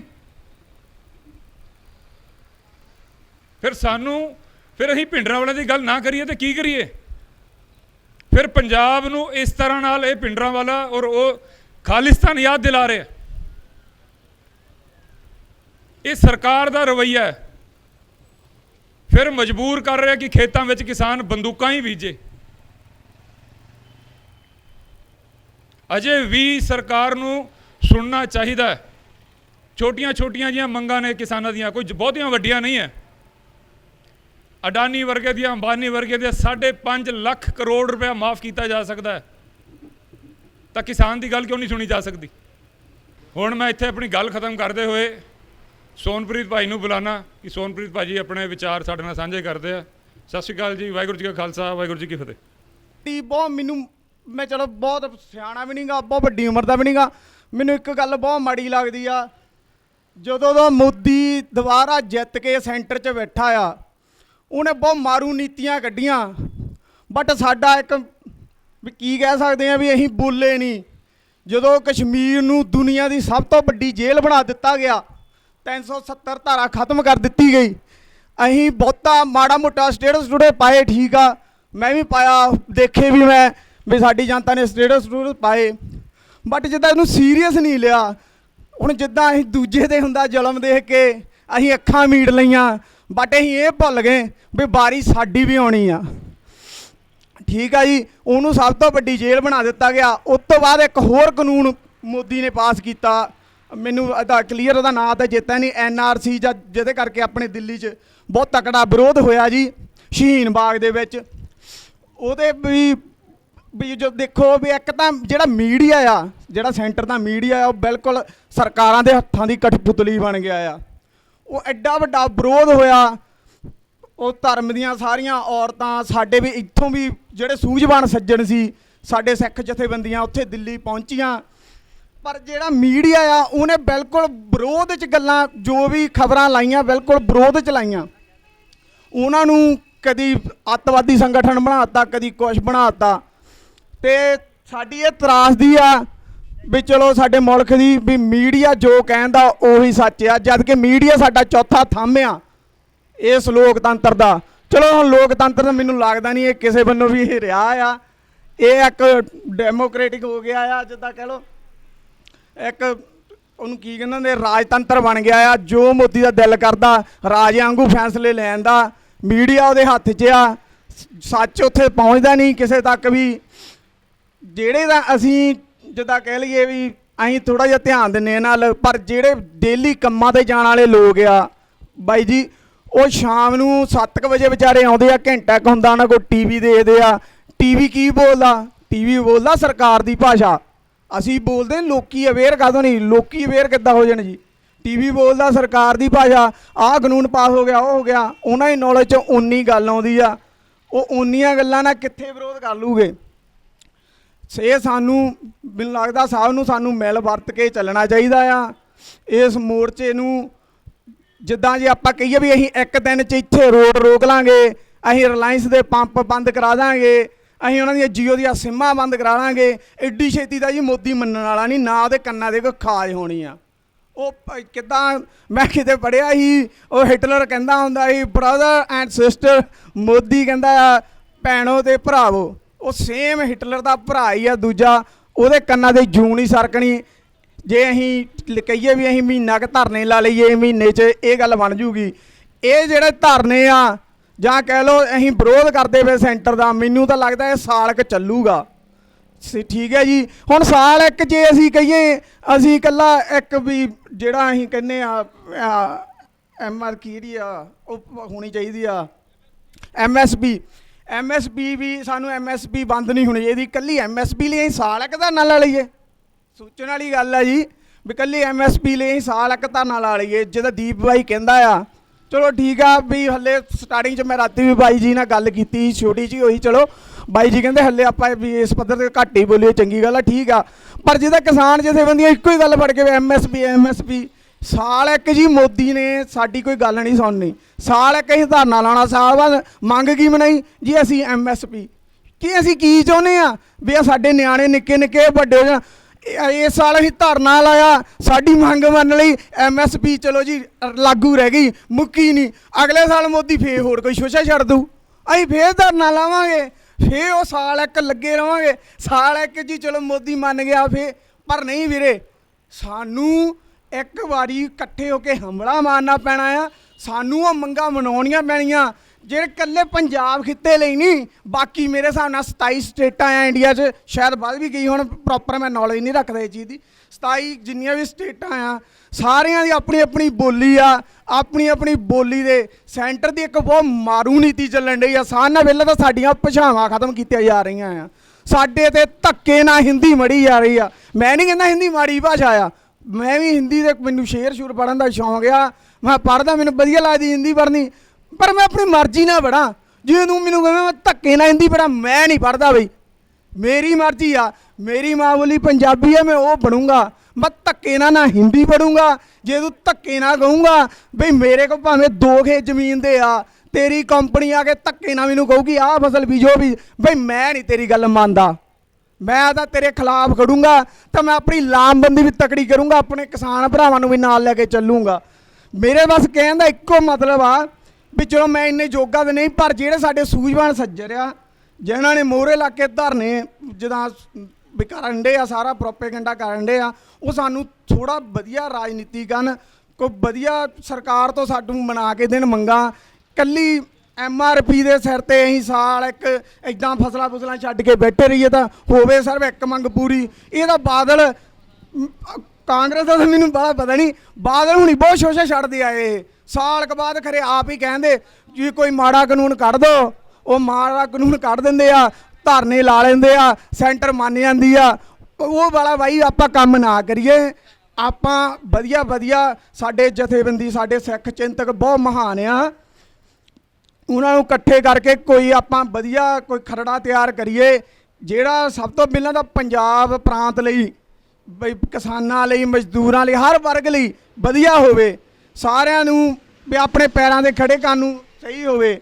ਫਿਰ ਅਸੀਂ ਹੋਰਾਂ ਸਟੇਟਾਂ ਨੂੰ ਵੀ, ਜਿੱਦਾਂ ਦੀਪ ਬਾਈ ਕਹਿੰਦੇ ਵੀ ਆਪਾਂ ਹੋਰਾਂ ਸਟੇਟਾਂ ਨੂੰ ਵੀ ਨਾਲ ਲੈ ਕੇ, ਜੇ ਆਪਾਂ ਕਹੀਏ ਕੋਈ ਇਕੱਲਾ ਪੰਜਾਬ ਜਾ ਕੇ ਦਿੱਲੀ ਘੇਰ ਲੂਗਾ, ਇੱਦਾਂ ਨਹੀਂ ਹੋ ਸਕਦਾ। ਅਸੀਂ 2-3 ਵਾਰੀ ਕੋਸ਼ਿਸ਼, ਮੀਨਸ ਮੈਂ ਨਹੀਂ, ਸਾਡੇ ਬਜ਼ੁਰਗ ਕਰ ਹੜੇ 2-3 ਵਾਰੀ ਕੋਸ਼ਿਸ਼, ਪਰ ਮੀਨਸ ਜਾਂ ਕਹਿ ਲਓ ਵੀ ਸਾਨੂੰ ਧੱਕੇ ਨਾਲ ਹੀ ਉਹਨਾਂ ਦਾ ਇੱਕ ਜਿਹੜਾ ਪ੍ਰਸਾਰ ਸਾਧਨ ਆ, ਜਿੱਦਾਂ ਕਹਿ ਲਓ 84 ਤੋਂ ਬਾਅਦ ਵਾਈਟ ਪੇਪਰ ਨਾਂ ਦੀ ਇੱਕ ਚੀਜ਼ ਕੱਢੀ ਗਈ, ਜਿੰਨਾ ਕਿ ਮੈਂ ਪੜ੍ਹਿਆ ਉਹਨੂੰ ਵਾਈਟ ਪੇਪਰ ਹੀ ਕਹਿੰਦੇ ਸੀ। ਵਾਈਟ ਪੇਪਰ ਤੇ ਉਹਨਾਂ ਨੇ ਲੱਖਾਂ ਰੁਪਈਆ ਖਰਚਦਾ। ਉਸ ਟਾਈਮ ਬਾਈ ਜੀ ਲੱਖ ਰੁਪਈਆ ਵੀ ਬਹੁਤ ਹੁੰਦਾ ਸੀ। ਲੱਖਾਂ ਰੁਪਈਆ ਖਰਚਦਾ ਕੀ ਕਰਨ ਨੂੰ, ਵੀ ਭਿੰਡਰਾਂ ਵਾਲਾ ਅੱਤਵਾਦੀ ਸੀ, ਉਹ ਉੱਥੇ ਹਥਿਆਰ ਲੈ ਕੇ ਬੈਠਾ ਸੀ, ਅਸੀਂ ਤਾਂ ਜੀ ਤਾਂ ਹਮਲਾ ਕੀਤਾ। ਕਹਿਣ ਦਾ ਮਤਲਬ ਉਹਨਾਂ ਦਾ ਪ੍ਰਸਾਰ ਸਾਧਨ, ਤੁਹਾਡੇ ਦਿਮਾਗਾਂ ਤੇ ਕੰਟਰੋਲ ਕਰਨ ਦੀ ਜਿਹੜੀ ਨੀਤੀ ਆ ਉਹ ਬਹੁਤ ਤਕੜੀ ਬੈਠੀ ਆ। ਸ਼ਾਇਦ ਅਸੀਂ ਉੱਥੇ ਤੱਕ ਸੋਚ ਵੀ ਨਹੀਂ ਸਕਦੇ। ਸਾਡੇ ਤੋਂ ਜਿਹੜੇ ਵੱਡੇ ਵਿਦਵਾਨ ਬੈਠੇ ਉਹ ਤਾਂ ਸੋਚ ਲਊਗੇ, ਅਸੀਂ ਆਮ ਲੋਕ ਐ ਅਸੀਂ ਨਹੀਂ ਸੋਚ ਸਕਦੇ ਵੀ ਉਹ ਕਿੱਦਾਂ ਦੀਆਂ ਨੀਤੀਆਂ ਬਣਾ ਕੇ ਬੈਠੇ ਆ। ਉਹਨਾਂ ਨੂੰ ਇਹ ਜੰਗ ਜੇ ਅਸੀਂ ਕਹੀਏ ਅਸੀਂ ਸਾਲ 'ਚ ਜਿੱਤ ਲਾਂਗੇ, 6 ਮਹੀਨੇ 2 ਮਹੀਨੇ 'ਚ ਐਡੀ ਛੇਤੀ ਨਹੀਂ ਅਸੀਂ ਜਿੱਤ ਸਕਦੇ। ਹਾਂ 3-4 ਮੰਗਾਂ ਮਨਾ ਕੇ ਗਾਂ ਫੇਰ ਇੱਕ ਵਧੀਆ ਤਰੀਕੇ ਨਾਲ ਕੋਈ ਨੀਤੀ ਆਪਾਂ ਆਪਣਾ ਖਰੜਾ ਤਿਆਰ ਕਰ ਸਕਦੇ ਹਾਂ। ਜਾਂ ਜਿੱਦਾਂ ਕਹ ਲਓ ਧਰਮ ਯੁੱਧ ਮੋਰਚੇ ਦੀਆਂ ਮੰਗਾਂ ਮੈਨੂੰ ਤਾਂ ਬਹੁਤ ਵਧੀਆ ਲੱਗਦੀਆਂ ਬਾਈ ਜੀ, ਵੀ ਜਿੱਦਾਂ ਵੀ ਕਹ ਲਓ ਵੀ ਬਹੁਤ ਵਧੀਆ, ਬਹੁਤ ਸੋਚ ਸਮਝ ਕੇ ਤਿਆਰ ਕੀਤੀਆਂ ਗਈਆਂ ਆ। ਤੇ ਇੱਕ ਵਾਰੀ ਓਸ਼ੋ ਦਾ ਮੈਂ ਪੜ੍ਹਿਆ ਸੀ, ਮੈਂ ਪ੍ਰੋਪਰ ਨਹੀਂ ਪੜ੍ਹਿਆ। ਓਸ਼ੋ ਨੇ ਮੀਨਸ ਰਜਨੀਸ਼ ਓਸ਼ੋ, ਸ਼ਾਇਦ ਤੁਸੀਂ ਜਾਣਦੇ ਹੀ ਹੋਵੋਗੇ, ਤੁਸੀਂ ਵੀ ਬਾਈ ਜੀ ਤਾਂ ਜ਼ਿਆਦਾ ਵੱਡੇ ਆ ਤੁਸੀਂ ਮੇਰੇ, ਮੈਂ ਤਾਂ ਨਿਆਣਾ। ਵੀ ਉਹਨੇ ਇੱਕ ਵਾਰੀ ਕਿਹਾ ਸੀ ਵੀ ਭਾਰਤ ਨੂੰ ਸੰਬੋਧਨ ਕਰਕੇ ਕਿਹਾ ਸੀ ਵੀ ਪੰਜਾਬ ਹੈਗਾ ਛੋਟਾ ਭਰਾ, ਭਾਰਤ ਹੈਗਾ ਵੱਡਾ ਭਰਾ। ਜੇ ਅੱਜ ਛੋਟਾ ਭਰਾ ਤੁਹਾਡੇ ਤੋਂ ਮੰਗਾ ਮੰਨਦਾ ਆ, ਜਿੱਦਾਂ ਮੈਂ ਆਪਣੇ ਵੱਡੇ ਭਰਾ ਨਾਲ ਲੜ ਪਵਾਂ ਵੀ ਮੇਰੇ ਨਾਲ ਜ਼ਮੀਨ ਅੱਡ ਕਰਦੇ, ਮੈਂ ਨਹੀਂ ਤੇਰੇ ਨਾਲ ਰਹਿਣਾ, ਠੀਕ ਆ। ਮੇਰਾ ਵੱਡਾ ਭਰਾ ਮੈਨੂੰ ਪਿਆਰ ਨਾਲ ਅੱਡ ਕਰ ਦੇਵੇ, ਠੀਕ ਆ। ਜੇ ਮੈਂ ਉਹਨੂੰ ਕਚਹਿਰੀ ਘੜੀਸਾਂ ਫੇਰ ਵੀ ਤਾਂ ਮੈਨੂੰ ਅੱਡ ਕਰਨਾ ਹੀ ਆ। ਇੱਦਾਂ ਹੀ ਓਸ਼ੋ ਨੇ ਕਿਹਾ ਸੀ ਵੀ ਅੱਜ ਪੰਜਾਬ ਕਹਿੰਦਾ ਆ ਵੀ ਮੈਨੂੰ ਆਹ ਵਾਲੀਆਂ ਮੰਗਾਂ ਦੇ ਦੇ, ਵੀ ਮੈਂ ਤੇਰੇ ਨਾਲ ਨਹੀਂ ਰਹਿਣਾ, ਮੈਨੂੰ ਅਲੱਗ ਕਰ ਦੇ। ਤਾਂ ਉਹਨੇ ਕਿਹਾ ਸੀ ਵੀ ਹਿੰਦੁਸਤਾਨ ਨੂੰ ਇਹ ਗੱਲ ਮੰਨ ਲੈਣੀ ਚਾਹੀਦੀ ਆ। ਬਟ ਸਾਡੇ ਹਿੰਦੁਸਤਾਨੀਆਂ 'ਚ ਤਾਂ ਜਿਹੜੇ ਨੇਤਾ ਆ ਖਾਸ ਕਰਕੇ, ਉਹ ਮੈਂ ਨਾ ਮਾਨੂੰ ਵਾਲੀ ਰੱਟ ਜੀ ਜਿੱਦਾਂ ਬਹੁਤ ਲਾਈ ਫਿਰਦੇ ਆ। ਪਤਾ ਨਹੀਂ ਉਹ 600 ਸਾਲ ਕਿ 800 ਸਾਲ ਗੁਲਾਮ ਰਹਿ ਕਰਕੇ ਉਹਨਾਂ ਦੀ ਮਾਨਸਿਕਤਾ ਐਡੀ ਭੈੜੀ ਹੋ ਗਈ ਆ ਵੀ ਉਹ ਆਪਣੇ ਆਪ ਨੂੰ ਜ਼ਿਆਦਾ ਸਿਆਣਾ ਸਮਝਦੇ ਆ ਤਾਂ ਦੂਜੇ ਨੂੰ ਨਦਾਨ ਹੀ ਸਮਝਦੇ ਆ। ਵੀ ਇਹ ਤੂੰ ਨਹੀਂ ਮੈਨੂੰ ਅਕਲ ਦੇ ਸਕਦਾ, ਵੀ ਮੈਂ ਜੋ ਸੋਚਦਾ ਬਹੁਤ ਵੱਡੇ ਪੱਧਰ ਦੀਆਂ ਗੱਲਾਂ ਆ। ਜਾਂ ਜਿੱਦਾਂ ਵੀ ਮੇਰੇ ਦੂਜੇ ਦੀ ਸਲਾਹ ਨਹੀਂ ਅਸੀਂ ਮੰਨਣੀ, ਉਹਨਾਂ ਦੀ ਸਲਾਹ ਨਹੀਂ ਮੰਨੀ। ਸਾਡੇ ਹੱਕਾਂ 'ਚ ਸਾਨੂੰ ਸਹੂਲਤਾਂ ਦੇਣ ਲਈ ਨਹੀਂ ਪੈਸੇ ਖਰਚੇ, ਉਲਟਾ ਸਾਨੂੰ ਮਾਰਿਆ, ਸਾਨੂੰ ਕੁੱਟਿਆ, ਸਾਨੂੰ ਧਾਰਮਿਕ ਤੌਰ ਤੇ ਕਮਜ਼ੋਰ ਕੀਤਾ, ਠੀਕ ਆ ਬਾਈ ਜੀ। ਸਾਡੇ ਖਿਲਾਫ ਝੂਠਾ ਪ੍ਰੋਪੇਗੈਂਡਾ ਤਿਆਰ ਕਰਨ ਲਈ ਕਰੋੜਾਂ ਰੁਪਈਆ ਖਰਚ ਛੱਡਿਆ ਉਹਨਾਂ ਨੇ ਵਾਈਟ ਪੇਪਰ ਦੇ ਨਾਂ ਤੇ। ਪਰ ਜਿਹੜੇ ਅਸੀਂ ਮੰਗਾਂ ਮੰਗਦੇ ਸੀ ਸ਼ਾਇਦ ਉਹ ਲੱਖਾਂ ਨਾਲ ਹੀ ਕੰਮ ਸਰ ਜਾਂਦਾ, ਬਟ ਨਹੀਂ, ਸਿਰਫ ਆਪਣੀ ਜਿੱਦ ਭਗਾਉਣ ਲਈ ਉਹਨੂੰ ਕਰੋੜਾਂ ਖਰਚਣੇ ਮਨਜ਼ੂਰ ਆ, ਪਰ ਉਹਨੂੰ ਤੁਹਾਡੇ ਫਾਇਦੇ ਲਈ ਲੱਖਾਂ ਖਰਚਣੇ ਨਹੀਂ ਮਨਜ਼ੂਰ। ਜਿਹੜਾ ਕਹਿਣ ਦਾ ਮਤਲਬ ਵੀ ਮੈਂ ਆਪਣੀ ਜਿੱਦ ਭਗਾਉਣੀ ਆ ਬਈ, ਜੋ ਲੱਗਦਾ ਲੱਗ ਜਾਵੇ, ਤੁਹਾਡੀ ਨਹੀਂ ਸੁਣਨੀ। ਸੋ ਸੈਂਟਰ ਦੀ ਜਿਹੜੀ ਮਾਰੂ ਰਾਜਨੀਤੀ ਆ, ਇਹਨੂੰ ਸਾਨੂੰ ਇਤਿਹਾਸ ਨੂੰ ਆਪਾਂ ਛੱਡ ਨਹੀਂ ਸਕਦੇ। ਜੇ ਆਪਾਂ ਕਹੀਏ ਆਪਾਂ ਅੱਜ ਨੂੰ ਹੀ ਲੈ ਕੇ ਤੁਰੀ ਜਾਈਏ, ਪਹਿਲਾਂ ਸਾਨੂੰ ਇਤਿਹਾਸ ਤੋਂ ਬਚਣਾ ਪਊਗਾ। ਇਹਨਾਂ ਨੇ ਕੀ ਕੀਤਾ ਆ, ਇੱਕ ਛੋਟੀ ਮੂਵੀ ਬਣੀ ਆ ਬਾਈ ਜੀ, ਥੋੜ੍ਹੇ ਦਿਨ ਹੋਏ ਮੈਂ ਦੇਖੀ, ਫਾਈਨਲ ਅਸੌਲਟ, ਸਾਡੇ ਪਾਣੀਆਂ ਦੇ ਮੁੱਦੇ 'ਤੇ ਬਣੀ ਆ। ਉਹ ਦੇਖੋ ਕਿੱਦਾਂ ਬਣਾਈ ਗਈ ਆ। ਮੈਂ ਸੋਚਦਾ ਸੀ, ਮੈਂ ਜਦੋਂ ਪੜ੍ਹਿਆ ਸੰਤ ਭਿੰਡਰਾਂ ਵਾਲੇ ਧਰਮ ਯੁੱਧ ਮੋਰਚਾ ਬਾਰੇ, ਤੇ ਮੈਨੂੰ ਲੱਗਦਾ ਸੀ ਵੀ ਉਹਨਾਂ ਨੇ ਜਿੱਦਾਂ ਸਾਡੇ 'ਚ ਲਹਿਰ ਪੈਦਾ ਕੀਤੀ ਵੀ ਸਾਡੇ ਨਾਲ ਧੱਕਾ ਹੋ ਰਿਹਾ ਧਾਰਮਿਕ ਪੱਖੋਂ, ਰਾਜਨੀਤੀ ਪੱਖੋਂ, ਆਰਥਿਕ ਪੱਖੋਂ। ਬਟ ਜਦੋਂ ਉਹ ਫਾਈਨਲ ਅਸੌਲਟ YouTube 'ਤੇ ਛੋਟੀ ਜਿਹੀ ਮੂਵੀ ਬਣਾਈ ਆ, ਕਲਿੱਪ ਘੰਟੇ ਦੀ ਹੋਣੀ ਆ, ਜਦੋਂ ਆਪਾਂ ਉਹ ਦੇਖਦੇ ਹਾਂ ਤਾਂ ਜੀ ਇਹਨੇ ਆਜ਼ਾਦੀ ਤੋਂ ਪਹਿਲਾਂ ਹੀ ਜਿੱਦਾਂ ਤੈਅ ਕਰ ਲਿਆ ਹੁੰਦਾ ਵੀ ਸਿੱਖਾਂ ਨੂੰ ਨੜ ਕੇ ਰੱਖਣਾ, ਲੂੜ ਕੇ, ਜਿੱਦਾਂ ਪਸ਼ੂ ਆਪਾਂ ਸੰਗਲ ਥੋੜ੍ਹਾ ਜਿਹਾ ਨਾ ਨੇੜੇ ਕਰਕੇ ਧੌਣ ਤੋਂ ਐ ਨਾ ਨੂੜ ਕੇ ਬੰਨ ਲਈਦਾ, ਇੱਦਾਂ ਕਰਕੇ ਰੱਖਣਾ। ਉਹਨਾਂ ਨੇ ਉਸ ਲਈ ਦੀ ਸੋਚ ਕੇ ਹੀ ਬੈਠੇ ਸੀ। ਸਾਡੇ ਤੋਂ ਪਾਣੀ ਖੋਲੇ ਗਏ, ਠੀਕ ਹੈ ਜੀ, ਸਾਡੀ ਬੋਲੀ ਖਤਮ ਕਰ ਦਿੱਤੀ ਗਈ। ਜਿੱਥੇ ਤੱਕ ਮੈਂ ਬਹੁਤਾ ਤਾਂ ਜਾਣੂ ਨਹੀਂ, ਪਰ 47 ਤੋਂ ਪਹਿਲਾਂ ਗੁਰਮੁਖੀ ਭਾਸ਼ਾ ਹੁੰਦੀ ਸੀ ਸਾਡੀ। ਜੇ ਗੁਰੂ ਗ੍ਰੰਥ ਸਾਹਿਬ ਨੂੰ ਅੱਜ ਤਾਂ ਅਸੀਂ ਜੇ ਪਹਿਲਾਂ ਪੜ੍ਹਦੇ ਹਾਂ, ਫਿਰ ਉਹਦਾ ਵਿਆਖਿਆ ਕਰਦੇ ਹਾਂ, ਉਹਨੂੰ ਸਮਝਦੇ ਹਾਂ, ਪਰ ਪਹਿਲਾਂ ਸਾਡੀ ਡਾਇਰੈਕਟ ਉਹੀ ਭਾਸ਼ਾ ਹੁੰਦੀ ਸੀ ਜਿਸ 'ਚ ਗੁਰੂ ਗ੍ਰੰਥ ਸਾਹਿਬ ਲਿਖੇ ਗਏ ਆ। ਪਰ ਸਾਨੂੰ ਮੀਨਸ ਬਹੁਤ ਜ਼ਿਆਦਾ ਮਿਹਨਤ ਨਹੀਂ ਕਰਨੀ ਪੈਂਦੀ, ਸਾਨੂੰ ਸਾਡੇ ਗੁਰੂ ਦੀ ਗੱਲ ਸਿੱਧੀ ਸਮਝ ਪੈਂਦੀ ਸੀ। ਪਰ ਕਹਿੰਦੇ ਵੀ ਇਹਨਾਂ ਨੇ 47 ਤੋਂ ਪਹਿਲਾਂ ਹੀ ਸੋਚ ਲਿਆ ਵੀ ਸਿੱਖਾਂ ਨੂੰ ਕਿੱਦਾਂ ਨਰੜ ਕੇ ਰੱਖਣਾ। ਇੱਕ ਬਾਈ ਜੀ ਇੰਸਟਾਗ੍ਰਾਮ 'ਤੇ ਮੈਂ ਪੋਸਟ ਕੀਤੀ ਸੀ, 1930 ਦੀ ਆ। ਜੇ ਤੁਸੀਂ ਮੇਰਾ ਭਰਾ ਕੋਈ ਕਹੂਗਾ ਮੈਂ ਦਿਖਾ ਵੀ ਦੂੰਗਾ ਪ੍ਰੂਫ ਦੇ ਤੌਰ 'ਤੇ, ਤੁਸੀਂ ਕਹਿਣਾ ਕਰ ਛੱਡੀ ਜਾਂਦਾ। ਨੇ ਗਾਂਧੀ ਨੇ ਕਿਸੇ ਨੂੰ ਲੈਟਰ ਲਿਖਿਆ ਆ ਬਈ ਅੰਬੇਦਕਰ ਜੀ, ਡਾਕਟਰ ਅੰਬੇਦਕਰ ਸਾਹਿਬ ਅੰਮ੍ਰਿਤ ਛਕਣ ਲੱਗੇ ਸੀ, ਉਹਨਾਂ ਨੇ ਖੋਜ ਕੀਤੀ, ਉਹਨਾਂ ਨੂੰ ਕਿਹੜਾ ਧਰਮ ਪਹਿਲਾਂ ਸਭ ਤੋਂ ਬੈਸਟ ਲੱਗਾ। ਉਹਨਾਂ ਨਾਲ 4-5 ਲੱਖ ਫੋਲੋਅਰ ਸੀਗਾ ਉਹਨਾਂ ਦਾ ਬਾਈ ਜੀ, 4-5 ਲੱਖ ਫੋਲੋਅਰ। ਜਿਹੜਾ ਉਹਨਾਂ ਦੇ ਨਾਲ ਚੱਲਦਾ ਪਿਆ ਸੀ, ਉਹਨਾਂ ਨੇ ਉਹਨੂੰ ਲੈ ਕੇ ਸਿੱਖ ਧਰਮ ਚ ਆਉਣਾ ਹੈ। ਪਰ ਸਾਡੀ ਇਤਰਾਜ਼ ਦੀ ਆ, ਠੀਕ ਆ, ਅਸੀਂ ਚਾਬੀਆਂ ਦਾ ਮੋਰਚਾ ਲਾਇਆ, ਅਕਾਲੀਏ ਕਹਿੰਦੇ ਆ, ਉਹ ਮੁੜ ਕੇ ਅਸੀਂ ਸੋਚਦੇ ਹਾਂ ਰਾਜ ਸਾਡੇ ਕੋਲ ਆ ਗਿਆ। ਸਾਡੇ ਕੋਲ ਨਹੀਂ ਰਾਜ ਆ ਗਿਆ, ਰਾਜ ਉਹਨਾਂ ਕੋਲ ਹੀ ਰਿਹਾ। ਜਿੱਦਾਂ ਭਗਤ ਸਿੰਘ ਹੁਣੀ, ਮੈਂ ਫਿਲਮ ਦੇਖੀ ਤੇ ਲੈ ਜਾਣੋ ਭਗਤ ਸਿੰਘ, ਇੱਕ ਗੱਲ ਨਹੀਂ ਮੈਂ ਸੌਰੀ ਮੰਗਣਾ ਚਾਹੁੰਦਾ, ਮੈਂ ਸ਼ਾਇਦ ਗੱਲ ਲੈਣ ਦੇ ਵਿੱਚ ਨਹੀਂ ਕਰਦਾ ਪਿਆ, ਵਿੱਚ ਹੀ ਟੋਕ ਕੇ ਹੋਰ ਗੱਲ ਕਰਨ ਲੱਗ ਪੈਣਾ, ਮੈਂ ਥੋੜਾ ਡਰਦਾ ਪਿਆ ਆ ਐਕਚੁਅਲੀ। ਪਰ ਮੇਰੇ ਕਹਿਣ ਦਾ ਮਤਲਬ, ਫਿਲਮ ਦੇਖੀ ਮੈਂ ਲੈ ਜਾਣਾ ਭਗਤ ਸਿੰਘ, ਉਹ 'ਚ ਭਗਤ ਸਿੰਘ ਦਾ ਮੈਨੂੰ ਡਾਇਲੌਗ ਬਹੁਤ ਵਧੀਆ ਲੱਗਾ। ਉਹ ਕਹਿੰਦਾ ਗੋਰੇ ਅੰਗਰੇਜ਼ ਤਾਂ ਚੱਲ ਜਾਣੇ ਆ, ਇਹ ਕਾਲੇ ਅੰਗਰੇਜ਼ਾਂ ਨੇ ਸਾਡੇ ਉੱਤੇ ਆ ਕੇ ਬਹਿ ਜਾਣਾ। ਫਿਲਮ ਦਾ ਨਾਂ ਲੈ ਜਾਣਾ ਭਗਤ ਸਿੰਘ, ਅਜੇ ਦੇਵਗਨ ਦੀ ਫਿਲਮ ਆ। ਤਾਂ ਬਾਈ ਜੀ ਗੱਲ ਉਹ ਤਕਰੀਬਨ ਸੱਚੀ ਆ, ਗੋਰੇ ਅੰਗਰੇਜ਼ ਚਲ ਗਏ, ਕਾਨੂੰਨ ਉਹੀ ਆ। ਡਾਕਟਰ ਅੰਬੇਦਕਰ ਸਾਹਿਬ ਨੇ, ਜੇ ਅਸੀਂ ਸਾਡਾ ਨਾ ਜਿਹੜਾ ਰਵਿਦਾਸ ਭਾਈਚਾਰਾ ਆ, ਮੈਂ 2 ਵਾਰੀ ਮੇਰੇ ਬਾਈ ਮੇਰੇ ਨਾਲ ਪੜ੍ਹੇ ਆ, ਮੇਰੇ ਨਾਲ ਦੇ ਕਲਾਸ ਫੇਲੋ, ਜਦੋਂ ਮੈਂ ਉਹਨਾਂ ਨਾਲ ਗੱਲ ਕਰਨ ਦੀ ਕੋਸ਼ਿਸ਼ ਜੀ ਕੀਤੀ 2 ਵਾਰੀ, ਮੈਂ ਕਿਹਾ ਬਾਈ ਜੀ ਵੀ ਮੈਂ ਜਿੱਥੇ ਤੱਕ ਸੁਣਿਆ ਵੀ ਉਹਨਾਂ ਨੇ ਖਰੜਾ ਤਾਂ ਤਿਆਰ ਕੀਤਾ, ਇਹ 'ਚ ਕੋਈ ਸ਼ੱਕ ਨਹੀਂ, ਬਹੁਤ ਪੜ੍ਹੇ ਲਿਖੇ ਬਹੁਤ ਹੀ ਉਹ ਜੀ, ਉਹਨਾਂ ਨੇ ਖਰੜਾ ਤਾਂ ਤਿਆਰ ਕੀਤਾ। ਪਰ ਉਹਨਾਂ ਨੇ ਇੱਕ ਵਾਰੀ ਇਹ ਕਿਹਾ ਵੀ ਮੈਂ ਬਹੁਤ ਮੀਨਸ ਗਲਤ ਲਾਅ ਬਣਾਤਾ ਜਾਂ ਕਿੱਦਾਂ, ਮੈਨੂੰ ਪ੍ਰੋਪਰ ਤਾਂ ਯਾਦ ਨਹੀਂ, ਵੀ ਗਲਤ ਬਣਾਤਾ, ਅਤੇ ਉਹਨਾਂ ਨੇ ਰਿਜ਼ਾਈਨ ਵੀ ਦੇ ਦਿੱਤਾ। ਇਹ ਤਾਂ ਸਾਡੇ ਕੋਲ ਪ੍ਰੂਫ ਹੈਗਾ ਨਾ ਵੀ ਉਹਨਾਂ ਨੇ, ਡਾਕਟਰ ਅੰਬੇਦਕਰ ਸਾਹਿਬ ਜੀ ਨੇ ਰਿਜ਼ਾਈਨ ਦੇ ਦਿੱਤਾ ਉਸ ਚੀਜ਼ ਤੋਂ। ਉਹਨਾਂ ਨੇ ਤਾਂ ਹੀ ਦਿੱਤਾ ਵੀ ਮੈਂ ਜੋ ਬਣਾਇਆ, ਉਹਨਾਂ ਨੇ ਬਣਾਇਆ ਸੀ ਇਹ ਸੋਚ ਕੇ ਵੀ 5 ਸਾਲ ਲਈ ਇੰਡੀਆ 'ਚ ਇਹ ਸਭ ਲਾਅ ਲਾਗੂ ਕੀਤੇ ਜਾਣਗੇ, ਉਸ ਤੋਂ ਬਾਅਦ ਸਾਰੇ ਕੁਝ ਸੈਟਲ ਹੋ ਜਾਊਗਾ, ਤਾਂ ਫਿਰ ਮੀਨਸ ਅੱਗੇ ਬਹੁਤ ਵਧੀਆ ਤਰੀਕੇ ਨਾਲ ਜਿੱਦਾਂ ਵੀ ਚੱਲੀ ਜਾਊਗਾ। ਬਟ ਉੱਦਾਂ ਹੋਇਆ ਨਹੀਂ। ਜਿਹੜੇ ਹਿੰਦੂਵਾਦੀ ਇੱਕ ਸੋਚ ਆ, ਇਹਨਾਂ ਨੇ ਇੱਕ ਤਹਈਆ ਕੀਤਾ ਆ। ਇਸ ਜਦੋਂ ਜੀ ਆਪਾਂ ਕਹਿ ਦਈਦਾ ਇਹ ਗੁਲਾਮ ਤਾਂ ਚਲੋ ਰਹੇ ਆ ਜਿੱਥੇ ਤੱਕ ਅਸੀਂ ਪੜ੍ਹਿਆ ਆ, ਪਰ ਜਿਹੜਾ ਉਸ ਟਾਈਮ ਦਾ ਰਾਜਾ ਹੁੰਦਾ ਸੀ, ਕਹਿਣ ਨੂੰ ਰਾਜਾ ਹੁੰਦਾ ਸੀ, ਇਹਨਾਂ ਨੇ ਵੇਦ ਆਪ ਲਿਖੇ। ਜਿੱਥੇ ਤੱਕ ਮੈਂ ਪੜ੍ਹਿਆ ਆ, ਇੱਕ ਯੂਰਪ 'ਚ ਦੇਸ਼ ਆ, ਉੱਥੇ ਮੂਰਤੀ ਪੂਜਾ ਹੁੰਦੀ ਆ। ਇਹ ਆਰੀਅਨ ਲੋਕ ਆ ਬਾਈ ਜੀ, ਕਹਿੰਦੇ ਆਰੀਅਨ ਲੋਕ ਆ, ਉਹ ਉੱਥੋਂ ਆਏ ਆ। ਇੱਥੇ ਦੇ ਮੂਲ ਨਿਵਾਸੀ ਅਸੀਂ ਆ, ਜਿਹਨਾਂ ਨੂੰ ਜੱਟ ਬਣਾਤਾ, ਮਜ਼੍ਹਬੀ ਬਣਾਤਾ, ਠੀਕ ਹੈ ਜੀ, ਹੋਰ ਝੋਰ ਨਾਈ ਅਲੱਗ-ਅਲੱਗ ਕਾਸਟਾਂ 'ਚ ਇਹਨਾਂ ਨੇ ਵੰਡਤਾ। ਕਿਉਂਕਿ ਅਸੀਂ ਨਹੀਂ ਸੀ ਬਹੁਤੇ ਉਸ ਟਾਈਮ ਪੜ੍ਹੇ ਲਿਖੇ, ਇਹ ਆਏ ਉੱਥੋਂ ਪੜ੍ਹੇ ਲਿਖੇ। ਫਿਰ ਜਿਹੜੀ ਸੰਸਕ੍ਰਿਤ ਬੋਲੀ ਆ, ਉਹ ਤੇਰੇ ਮੇਰੇ ਵਰਗਾ ਬਾਈ ਕੋਈ ਪੜ੍ਹ ਨਹੀਂ ਸਕਦਾ ਸੀ, ਕੋਈ ਸਿੱਖ ਨਹੀਂ ਸਕਦਾ ਸੀ। ਇਹ ਕਹਿੰਦੇ ਵੀ ਅਸੀਂ ਸਰਵ ਸ੍ਰੇਸ਼ਟ ਆ, ਅਸੀਂ ਕਰੇ ਬ੍ਰਹਮਾ ਦੇ ਪਤਾ ਨਹੀਂ ਮੂੰਹ 'ਚੋਂ ਨਿਕਲੇ ਕੰਨ 'ਚੋਂ ਨਿਕਲੇ, ਉਹ ਨਹੀਂ ਮੈਨੂੰ ਚੇਤਾ, ਅਸੀਂ ਉੱਥੋਂ ਨਿਕਲੇ ਆ, ਸਾਰੇ ਹੱਕ ਸਾਡੇ ਹੀ ਆ ਵੀ ਉਹ ਅਸੀਂ ਸਿੱਖ ਸਕਦੇ ਹਾਂ, ਅਸੀਂ ਤੁਹਾਨੂੰ ਨਹੀਂ ਸਿਖਾਉਣੀ, ਠੀਕ ਹੈ ਜੀ। ਇਹਨਾਂ ਨੇ ਉਹ ਕਰ ਕੁਰ ਕੇ ਸਾਨੂੰ ਚੰਗਾ ਮੂਰਖ ਬਣਾਇਆ। ਮੁੜ ਕੇ ਇਹਨਾਂ ਦੇ ਹੱਥ ਰਾਜ ਆ ਗਿਆ। ਫਿਰ ਰਾਜ ਆਏ ਤੇ ਇਹਨਾਂ ਨੇ ਕਿੱਦਾਂ ਕੱਲੀ ਕੱਲੀ ਸਟੇਟ ਨੂੰ ਦੂੜਿਆ। ਕਸ਼ਮੀਰ ਨੂੰ ਕੀ ਹੱਕ ਦੇ ਕੇ ਨਾਲ ਲੜਾਇਆ ਸੀ, ਸਿੱਖਾਂ ਨੂੰ ਕੀ ਇਹਨਾਂ ਨੇ ਕਹਿ ਕੇ 47 ਤੋਂ ਪਹਿਲਾਂ ਜਵਾਹਰ ਲਾਲ ਨਹਿਰੂ ਜਿਹਨੂੰ ਪਿਆਰ ਨਾਲ ਸਾਨੂੰ ਕਹਿੰਦਾ ਸੀ, ਕਹਿਣਾ ਚਾਚਾ ਚਾਚਾ, ਜੋ ਕਿਤਾਬਾਂ ਪੜ੍ਹਾਉਂਦੇ ਭਰਾਵਾ ਅਸੀਂ ਤਾਂ ਉਹੀ ਕਹਿਣਾ ਸਾਡਾ ਚਾਚਾ ਆ, ਸਾਡਾ ਚਾਚਾ ਆ। ਉਹ ਬਾਅਦ ਪਤਾ ਲੱਗਾ ਉਹ ਚਾਚਾ ਚੂਚਾ ਨਹੀਂ। ਜਵਾਹਰ ਲਾਲ ਨਹਿਰੂ ਨੇ ਪਹਿਲਾਂ ਸਿੱਖਾਂ ਨੂੰ ਕਿਹਾ, ਜੇ ਆਜ਼ਾਦੀ ਤੋਂ ਪਹਿਲਾਂ ਵੀ ਜੇ ਅਸੀਂ ਤੁਹਾਨੂੰ ਤੁਹਾਡਾ ਵੱਖਰਾ ਹੋਮਲੈਂਡ ਨਹੀਂ ਦਿੰਦੇ, ਤੁਸੀਂ ਕਿਰਪਾਨ ਦੇ ਜ਼ੋਰ 'ਤੇ ਕਿਰਪਾਨਾਂ ਕੱਢ ਕੇ ਹੋਮਲੈਂਡ ਲੈ ਲਿਓ। ਜਦੋਂ ਹੀ 47 ਤੋਂ ਬਾਅਦ ਦੇਸ਼ ਆਜ਼ਾਦ ਹੋਇਆ, ਕਹਿੰਦੇ ਸਿੱਖਾਂ ਨੇ ਜੀ, ਅੰਗਰੇਜ਼ਾਂ ਨੇ ਵੀ ਕਿਹਾ ਸੀ ਤੁਸੀਂ ਆਪਣਾ ਲੈ ਲਓ ਆਜ਼ਾਦ, ਠੀਕ ਹੈ ਜੀ, ਅਤੇ ਉਹ ਤਾਂ ਚਲੋ ਲਿਆ ਨਹੀਂ। ਚਲੋ ਠੀਕ ਹੈ ਜੀ, ਵਾਹਿਗੁਰੂ ਜੀ ਕਾ ਖਾਲਸਾ, ਵਾਹਿਗੁਰੂ ਜੀ ਕੀ ਫਤਿਹ। ਮਾਫੀ ਬਖਸ਼ਣਾ ਜੀ, ਪਤਾ ਨਹੀਂ ਕੀ ਬੋਲਦਾ। ਵਾਹਿਗੁਰੂ। ਸਰਦਾਰ ਜੋਗਾ ਸਿੰਘ ਜੀ ਚਾਪੜ, ਮੇਰੇ ਬਹੁਤ ਹੀ ਸਤਿਕਾਰਯੋਗ ਨੌਜਵਾਨਾਂ ਦੇ ਮਸੀਹਾ ਸ੍ਰੀ ਦੀਪ ਸੰਧੂ ਜੀ ਅਤੇ ਵੱਖ-ਵੱਖ ਪਿੰਡਾਂ ਤੋਂ ਆਏ ਹੋਏ ਕਿਸਾਨ ਦੋਸਤੋ, ਮੇਰੇ ਪਿਆਰੇ ਬੱਚਿਓ, ਬੁਲਾਓ ਵਾਹਿਗੁਰੂ ਜੀ ਕਾ ਖਾਲਸਾ, ਵਾਹਿਗੁਰੂ ਜੀ ਕੀ ਫਤਿਹ। ਮੈਂ ਰੁਮਾਲ ਇਸ ਕਰਕੇ ਬੰਨਿਆ ਸੀ ਕਿ ਮੇਰੇ ਨੌਜਵਾਨ ਬੱਚਿਓ, ਮੈਨੂੰ ਸ਼ਰਮ ਆਉਂਦੀ ਸੀ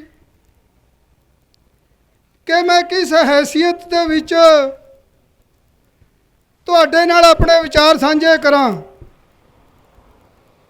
ਕਿਉਂਕਿ ਸਾਡੇ ਬਜ਼ੁਰਗ ਜੋ ਛੱਡ ਕੇ ਗਏ ਸੀ, ਉਹ ਅਸੀਂ ਇਹਨਾਂ ਦੇ ਬਹਿਕਾਵਿਆਂ ਵਿੱਚ ਆ ਕੇ ਤੈਸ਼ ਨੈਸ਼ ਕਰ ਦਿੱਤਾ ਹੈ। ਮੇਰੇ ਬਜ਼ੁਰਗ ਮੈਨੂੰ 25 ਤੋਂ 30 ਫੁੱਟ ਤੇ ਡੂੰਘਾ ਪਾਣੀ, ਮਿੱਠਾ ਪਾਣੀ ਦੇ ਕੇ ਗਏ ਸੀ। ਪਰ ਮੈਂ ਅੱਜ ਦੇ ਕਹਿਣ ਤੇ ਜਿਨ੍ਹਾਂ ਸਿਆਸਤਦਾਨਾਂ ਨੇ ਅੱਜ ਕਿਸਾਨ ਦੇ ਮੌਤ ਦੇ ਵਾਰੰਟਾਂ ਤੇ ਦਸਤਖਤ ਕੀਤੇ ਨੇ 3 ਕਾਨੂੰਨ ਬਣਾ ਕੇ, ਉਹਨਾਂ ਦੇ ਕਹਿਣ ਤੇ ਅਸੀਂ ਮੈਂ ਧਰਤੀ ਹੇਠਲਾ ਪਾਣੀ ਹੈ ਜਿਹੜਾ ਉਹ 400 ਤੋਂ 500 ਫੁੱਟ ਤੱਕ ਪਹੁੰਚਾ ਦਿੱਤਾ ਹੈ। ਮੇਰੇ ਬਜ਼ੁਰਗ ਮੈਨੂੰ ਆਰਗੈਨਿਕ ਖੇਤੀ ਕਰਕੇ ਦੱਸ ਕੇ ਗਏ ਸੀ, ਪਰ ਮੈਂ ਮਹਿਰੂਮ ਪ੍ਰਧਾਨ ਮੰਤਰੀ ਲਾਲ ਬਹਾਦਰ ਸ਼ਾਸਤਰੀ ਦੇ ਕਹਿਣ ਤੇ ਹਰੀ ਕ੍ਰਾਂਤੀ ਦੇ ਨਾਂ ਤੇ ਆਪਣੀ ਧਰਤੀ ਨੂੰ ਇੰਨਾ ਬੰਜੜ ਬਣਾ ਦਿੱਤਾ ਕਿ ਅਸੀਂ ਤੁਹਾਨੂੰ ਮੂੰਹ ਦਿਖਾਉਣ ਦੇ ਕਾਬਿਲ ਨਹੀਂ ਸਮਝਦੇ। ਮੈਂ ਦੀਪ ਸਿੱਧੂ ਜੀ ਦਾ ਇਸ ਗੱਲੋਂ ਤਹਿ ਦਿਲੋਂ ਧੰਨਵਾਦ ਕਰਨ ਆਇਆ ਕਿ ਜਿਨ੍ਹਾਂ ਨੇ, ਤੁਸੀਂ ਦੇਖਿਆ ਹੋਣਾ ਸਾਡੇ ਧਰਨਿਆਂ 'ਚ ਨੌਜਵਾਨਾਂ ਦੀ ਸ਼ਮੂਲੀਅਤ ਹੈ ਜਿਹੜੀ ਬਿਲਕੁਲ ਨਹੀਂ ਹੁੰਦੀ ਸੀ, ਪਰ ਮੇਰੇ ਗਾਉਣ ਵਾਲੇ ਵੀਰਾਂ ਨੇ ਸ਼ੰਭੂ ਬਾਰਡਰ ਤੇ ਨੌਜਵਾਨਾਂ ਨੂੰ ਸੱਦ ਕੇ ਇੱਕ ਨੌਜਵਾਨਾਂ 'ਚ ਜਿਹੜੀ ਲਹਿਰ ਖੜੀ ਕੀਤੀ ਹੈ, ਸ਼ਾਇਦ ਅਸੀਂ ਪਿਛਲੇ 40 ਸਾਲਾਂ 'ਚ ਨਾ ਕਰ ਸਕੀਏ। ਹਰੀ ਕ੍ਰਾਂਤੀ ਜਿਹੜੀ ਅਸੀਂ ਇਹਨਾਂ ਦੇ ਕਹਿਣ ਤੇ ਲਿਆਂਦੀ ਹੈ, ਪੰਜਾਬੀਆਂ ਨੂੰ ਉਹਦੀ ਕੋਈ ਲੋੜ ਨਹੀਂ ਸੀ। ਅਸੀਂ ਵਧੀਆ ਖਾਂਦੇ ਸੀ, ਵਧੀਆ ਪਹਿਨਦੇ ਸੀ। ਪੰਜਾਬ ਹੈ ਜਿਹੜਾ ਗੁਰੂਆਂ ਪੀਰਾਂ ਦੀ ਧਰਤੀ ਹੈ, ਇਸ ਤੇ ਕੋਈ ਭੁੱਖਾ ਨਹੀਂ ਸੌਂਦਾ ਸੀ। ਪਰ ਇਸ ਦੇਸ਼ ਦੇ ਬਾਕੀ ਸੂਬਿਆਂ 'ਚ ਜਿਹੜੇ ਲੋਕ ਨੇ ਉਹ 50% ਤੋਂ ਉੱਤੇ ਜਿਹੜੇ ਭੁੱਖੇ ਮਰਦੇ ਸੀ। ਅੱਜ ਵੀ ਉੜੀਸਾ ਵਰਗੇ ਸੂਬਿਆਂ ਵਿੱਚ ਜਿਹੜਾ ਉਹ 50% ਅਨਾਜ ਹੈ, 50% ਜਿਹੜਾ ਹਰਾ ਘਾਹ ਹੈ ਉਹ ਰੋਟੀਆਂ 'ਚ ਮਿਲਾ ਕੇ ਖਾਇਆ ਜਾਂਦਾ ਹੈ, ਜਿਹੜਾ ਕਿ ਆਪਾਂ ਇੱਥੇ ਪੰਜਾਬ 'ਚ ਪਸ਼ੂਆਂ ਨੂੰ ਵੀ ਨਹੀਂ ਪਾਉਂਦੇ। ਸੋ ਮੈਂ ਇਸ ਕਰਕੇ ਤੁਹਾਡੇ ਨਾਲ ਵਿਚਾਰ ਸਾਂਝੇ ਕਰਨ ਲੱਗਿਆ ਕਿ ਜਿਨ੍ਹਾਂ ਲੋਕਾਂ ਵਾਸਤੇ ਅਸੀਂ ਪੰਜਾਬ ਨੂੰ ਬਰਬਾਦ ਕੀਤਾ, ਆਪਣੀ ਧਰਤੀ ਬਰਬਾਦ ਕੀਤੀ, ਆਪਣਾ ਹਵਾ ਬਰਬਾਦ ਕੀਤੀ, ਆਪਣੇ ਪਾਣੀ ਬਰਬਾਦ ਕੀਤੇ, ਅੱਜ ਉਹਨਾਂ ਨੇ ਸਾਨੂੰ ਇਹੋ ਜਿਹਾ ਇਨਾਮ ਦਿੱਤਾ ਕਿ ਅਸੀਂ ਰਹਿੰਦੀ ਦੁਨੀਆ ਤੱਕ ਨਹੀਂ ਭੁਲਾ ਸਕਾਂਗੇ। ਵੀਰੋ, ਤੁਸੀਂ ਦੇਖਿਆ ਹੋਣਾ ਜਿੰਨੇ ਵੀ ਹਿੰਦੁਸਤਾਨ ਤੇ ਬਾਹਰੋਂ ਹਮਲਾਵਰ ਆਏ ਨੇ, ਉਹ ਨਾ ਤਾਂ ਪੰਜਾਬੀਆਂ ਨੇ ਕਦੀ ਦੇਸ਼ 'ਚ ਐਂਟਰ ਕਰਨ ਦਿੱਤੇ, ਨਾ ਬੰਗਾਲੀਆਂ ਨੇ। ਉਹ ਸਾਰੇ ਜਿਹੜਾ ਅੱਜ ਮੋਦੀ ਹੈ, ਜਿਹੜਾ ਕਿਸਾਨ ਵਾਸਤੇ ਜਮਦੂਤ ਬਣ ਕੇ ਰਾਜ ਕਰ ਰਿਹਾ, ਉਹਦੇ ਗੁਜਰਾਤ ਦੇ ਰਸਤੇ ਆਏ ਨੇ। ਅੱਜ ਫਿਰ ਮੈਂ ਇਸ ਸਟੇਜ ਤੋਂ ਮੋਦੀ ਸਾਹਿਬ ਨੂੰ ਚੇਤਾਵਨੀ ਦੇਣਾ ਚਾਹਾਂਗਾ ਕਿ ਉਹ ਦਿਨ ਦੂਰ ਨਹੀਂ। ਪੰਜਾਬ ਇੱਕ ਬਾਰਡਰ ਸਟੇਟ ਹੈ, ਜੇ ਕਮਜ਼ੋਰ ਹੋ ਗਿਆ ਤਾਂ ਸਾਡੇ ਆਲੇ ਦੁਆਲੇ ਜਿਹੜੇ ਨੇ ਦੇਸ਼ ਨੇ, ਭਾਵੇਂ ਉਹ ਪਾਕਿਸਤਾਨ ਹੈ, ਭਾਵੇਂ ਉਹ ਚਾਈਨਾ, ਈਵਨ ਨੇਪਾਲ ਵੀ ਸਾਨੂੰ ਜਿਹੜਾ ਹੁਣ ਪਿਛਲੇ ਦਿਨਾਂ ਤੋਂ ਕੁਝ ਦਿਨ ਤੋਂ ਅੱਖਾਂ ਦਿਖਾਉਣ ਲੱਗ ਗਿਆ, ਉਹ ਦਿਨ ਦੂਰ ਨਹੀਂ। ਜੇ ਪੰਜਾਬ ਨੂੰ ਨਾ ਸਾਂਭਿਆ ਇਹਨਾਂ ਤਾਂ ਉਹ ਦਿਨ ਦੂਰ ਨਹੀਂ ਜਦੋਂ ਦੇਸ਼ ਹੈ ਜਿਹੜਾ ਗੁਲਾਮ ਹੋ ਜਾਏਗਾ। ਸੋ ਇਸ ਕਰਕੇ ਮੇਰੀ ਬੇਨਤੀ ਹੈ ਕਿ ਜਿਹੜੇ ਕਾਨੂੰਨ ਬਣਾਏ ਨੇ ਉਹਨਾਂ ਨੂੰ ਭਾਵੇਂ ਸੰਵਿਧਾਨਕ ਦਰਜਾ ਮਿਲ ਚੁੱਕਿਆ ਹੈ, ਉਹਦੇ ਵਿੱਚ ਇੱਕ ਛੋਟੀ ਜਿਹੀ ਮੰਗ ਹੈ ਜਿਹੜੀ ਕਿਸਾਨਾਂ ਦੀ, ਜਿਹੜੇ ਕਿਸਾਨਾਂ ਦੇ ਸ਼ੰਕੇ ਨੇ ਉਹ ਦੂਰ ਹੋ ਸਕਣ। ਰਾਜ ਸਰਕਾਰ, ਸੂਬੇ ਦੀ ਸੈਂਟਰ ਸਰਕਾਰ ਹੈ ਜਿਹੜੀ, ਉਹ ਹਰ ਸਾਲ ਘੱਟੋ ਘੱਟ ਸਪੋਰਟ ਪ੍ਰਾਈਜ਼ ਹੈ ਜਿਹੜੀ ਉਹਦਾ ਐਲਾਨ ਕਰਦੀ ਹੈ। ਅਗਰ ਘੱਟੋ ਘੱਟ ਸਮਰਥਨ ਮੁੱਲ ਨੂੰ ਇਹ ਵਿਧਾਨ ਵਿੱਚ ਉਹਦੇ ਨਾਲ ਪਾ ਦੇਣ ਅਤੇ ਜਿਹੜਾ ਖੇਤੀ ਹੈ ਜਿਹੜੀ 9 ਸ਼ਡਿਊਲ ਵਿੱਚ ਹੈ ਜ਼ਰੂਰੀ ਸੇਵਾਵਾਂ ਦਾ ਐਕਟ ਜਿਹਦੇ ਉੱਤੇ ਲਾਗੂ ਹੁੰਦਾ ਹੈ, ਅਗਰ ਮੰਡੀ 'ਚ ਕਿਸਾਨ ਦਾ ਕੋਈ ਡਿਸਪਿਊਟ ਪੈਦਾ ਹੋ ਜਾਏ ਉਹ ਅਦਾਲਤ ਨਹੀਂ ਜਾ ਸਕਦਾ। ਇਹ ਬਹੁਤ ਚਾਤਰ ਲੋਕ ਨੇ, ਇਹਨਾਂ ਨੇ ਇੱਕ ਸਾਜ਼ਿਸ਼ ਤਹਿਤ ਖੇਤੀ ਨੂੰ ਤਾਂ 9 ਸ਼ਡਿਊਲ 'ਚੋਂ ਕੱਢਿਆ ਨਹੀਂ, ਪਰ ਦੂਜੇ ਪਾਸੇ ਜਿਹੜੀ ਪ੍ਰੋਡਿਊਸ ਪੈਦਾ ਕਰਦਾ ਹੈ ਕਿਸਾਨ, ਜਿਹਦਾ ਇਹ ਵੱਡੇ ਵੱਡੇ ਮਾਨੀ ਡਾਨੀ ਸਟੋਰ ਕਰਕੇ ਕਾਲਾ ਬਾਜ਼ਾਰੀ ਕਰਨਗੇ, ਉਹਨੂੰ ਜ਼ਰੂਰੀ ਸੇਵਾਵਾਂ ਦੇ ਵਿੱਚੋਂ ਕੱਢ ਦਿੱਤਾ ਹੈ, ਜਿਸ ਤਰ੍ਹਾਂ ਕਣਕ, ਝੋਨਾ, ਸਬਜ਼ੀਆਂ ਵਗੈਰਾ, ਤਾਂ ਕਿ ਜਿਹੜੇ ਇਹਨਾਂ ਦੇ ਵੱਡੇ ਵੱਡੇ ਕਾਰੋਬਾਰੀ ਨੇ ਉਹ ਸਾਡੇ ਸਤਿਕਾਰਯੋਗ ਕੀਰਤਨੀਏ ਜਥੇ ਦੱਸ ਕੇ ਗਏ ਨੇ, ਜਿਹੜੇ ਸਰਕਾਰਾਂ ਚਲਾ ਰਹੇ ਨੇ ਮਾਨੀ ਡਾਨੀ, ਉਹਨਾਂ ਦੇ ਵਾਸਤੇ ਜ਼ਖੀਰੇਬਾਜ਼ੀ ਦਾ ਜਿਹੜਾ ਰਸਤਾ ਤੈਅ ਕੀਤਾ ਹੈ ਉਹ ਕੱਢ ਦਿੱਤੇ।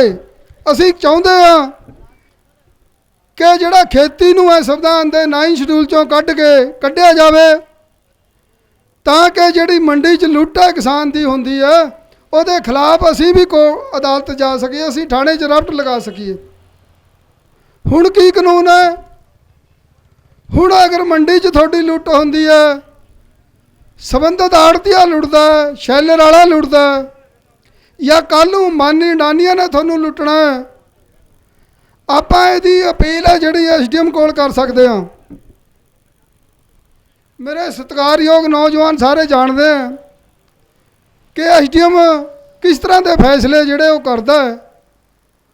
ਉਹ ਤਾਂ ਇੱਕ ਪਿੰਡ ਦਾ ਸਰਪੰਚ ਸਾਡੇ ਖਿਲਾਫ ਫੈਸਲੇ ਕਰਾ ਲੈਂਦਾ ਹੈ, ਤਾਂ ਅਡਾਨੀ ਮਾਨੀ ਤਾਂ ਬਹੁਤ ਵੱਡੀ ਪਾਵਰ ਹੈ। ਕਿਸਾਨ ਦੋਸਤੋ, ਅੱਜ ਮੰਡੀਆਂ ਵਿੱਚ ਕਿਸਾਨਾਂ ਦੀ ਲੁੱਟ ਹੋ ਰਹੀ ਹੈ। ਤੁਸੀਂ ਪਿਛਲੇ 3-4 ਦਿਨਾਂ ਤੋਂ ਦੇਖ ਰਹੇ ਹੋ, ਅਸੀਂ ਰਾਜਪੁਰਾ ਮੰਡੀ, ਬਨੂੜ ਮੰਡੀ, ਹੋਰ ਬਹੁਤ ਸਾਰੀ ਮੰਡੀਆਂ ਵਿੱਚ ਜਾ ਕੇ ਦੇਖਿਆ ਕਿ ਝੋਨੇ ਦੀ PR 126 ਕਿਸਮ ਹੈ ਜਿਹੜੀ ਲੁਧਿਆਣਾ ਯੂਨੀਵਰਸਿਟੀ ਵੱਲੋਂ ਅਪਰੂਵਡ ਕਰਕੇ ਕਿਸਾਨਾਂ ਨੂੰ ਬੀਜ ਵੇਚਿਆ ਗਿਆ 100 ਰੁਪਏ ਕਿਲੋ ਪਿਛਲੇ ਦਿਨਾਂ 'ਚ। ਅੱਜ ਉਸ ਨੂੰ ਜਿਹੜਾ ਸ਼ੈਲਰ ਮਾਲਕ ਹੈ ਉਹ ਇਹ ਕਹਿ ਕੇ ਕੱਟ ਲਾ ਰਿਹਾ ਹੈ ਕਿ ਇਸ 'ਚੋਂ ਜਿਹੜਾ ਚੌਲ ਹੈ ਉਹ ਘੱਟ ਨਿਕਲਦਾ ਹੈ। ਰਾਜਪੁਰੇ ਮੰਡੀ 'ਚ 250-250 200 ਰੁਪਏ ਦਾ ਕੱਟ ਹੈ ਜਿਹੜਾ ਕਿਸਾਨਾਂ 'ਚ ਲਾਇਆ ਜਾ ਰਿਹਾ। ਮੈਂ ਆਪਣੇ ਆਪ ਨੂੰ ਉਹਦੇ ਵਿੱਚ ਵੀ ਦੋਸ਼ੀ ਸਮਝਦਾ ਹੋਇਆ ਕਿਸਾਨ ਜਥੇਬੰਦੀਆਂ ਜਿਹੜੀਆਂ ਨੇ ਉਹ ਜਿਹੜੀ ਮੰਡੀਆਂ ਵਿੱਚ ਲੁੱਟ ਹੋ ਰਹੀ ਹੈ ਸਾਡੀ, ਉਹਨੂੰ ਬੰਦ ਕਰਾਉਣ ਵਿੱਚ ਅਸੀਂ ਬੁਰੀ ਤਰ੍ਹਾਂ ਫੇਲ ਹੈ।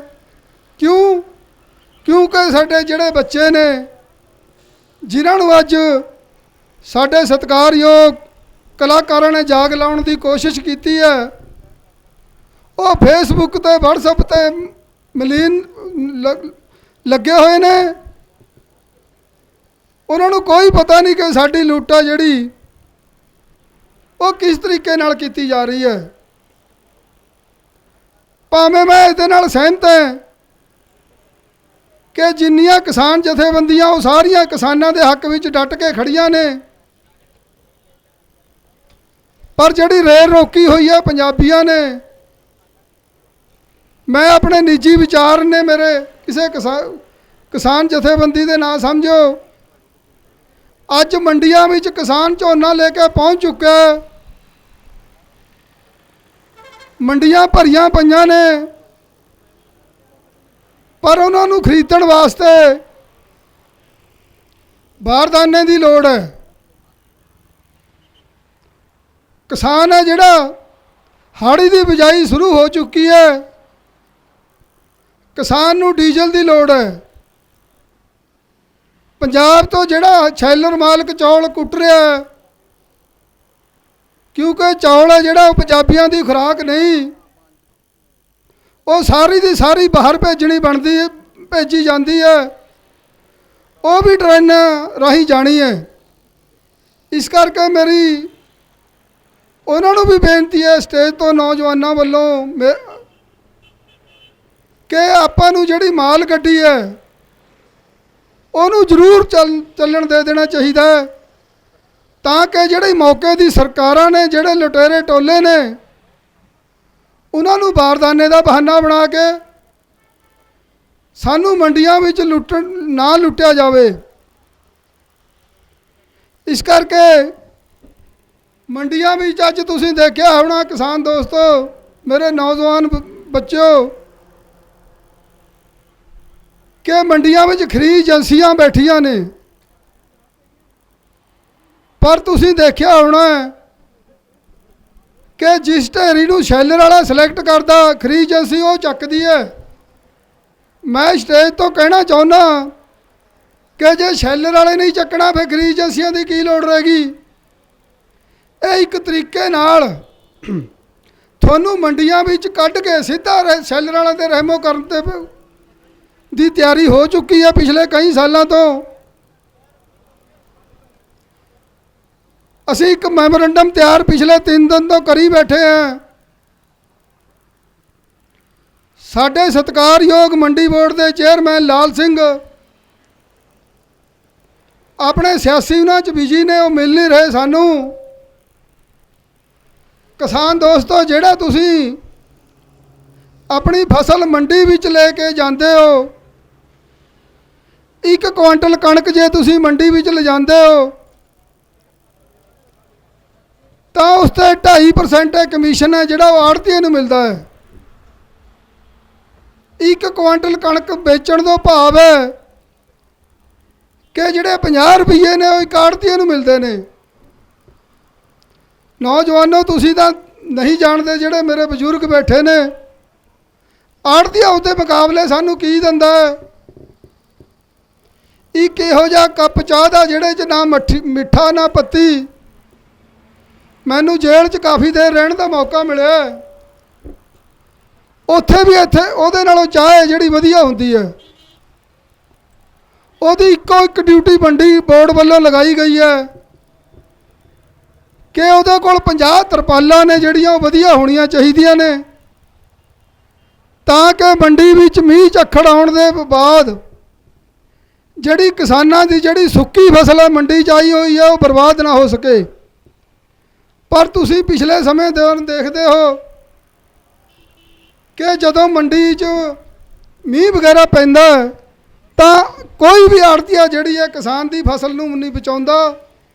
ਉਹ ਸਿਰਫ ਤਾਂ ਸਿਰਫ ਸੈਲਰ ਵਾਲਿਆਂ ਦੀ ਜਿਹੜੀ ਫਸਲ ਹੈ ਜਾਂ ਖਰੀਦ ਏਜੰਸੀਆਂ ਦੀ ਫਸਲ ਹੈ, ਜਿਹੜੀ ਕਾਨੂੰਨ ਮੁਤਾਬਕ 24 ਘੰਟੇ ਦੇ ਅੰਦਰ ਅੰਦਰ ਲੋਡਿੰਗ ਹੋਣੀ ਹੁੰਦੀ ਹੈ,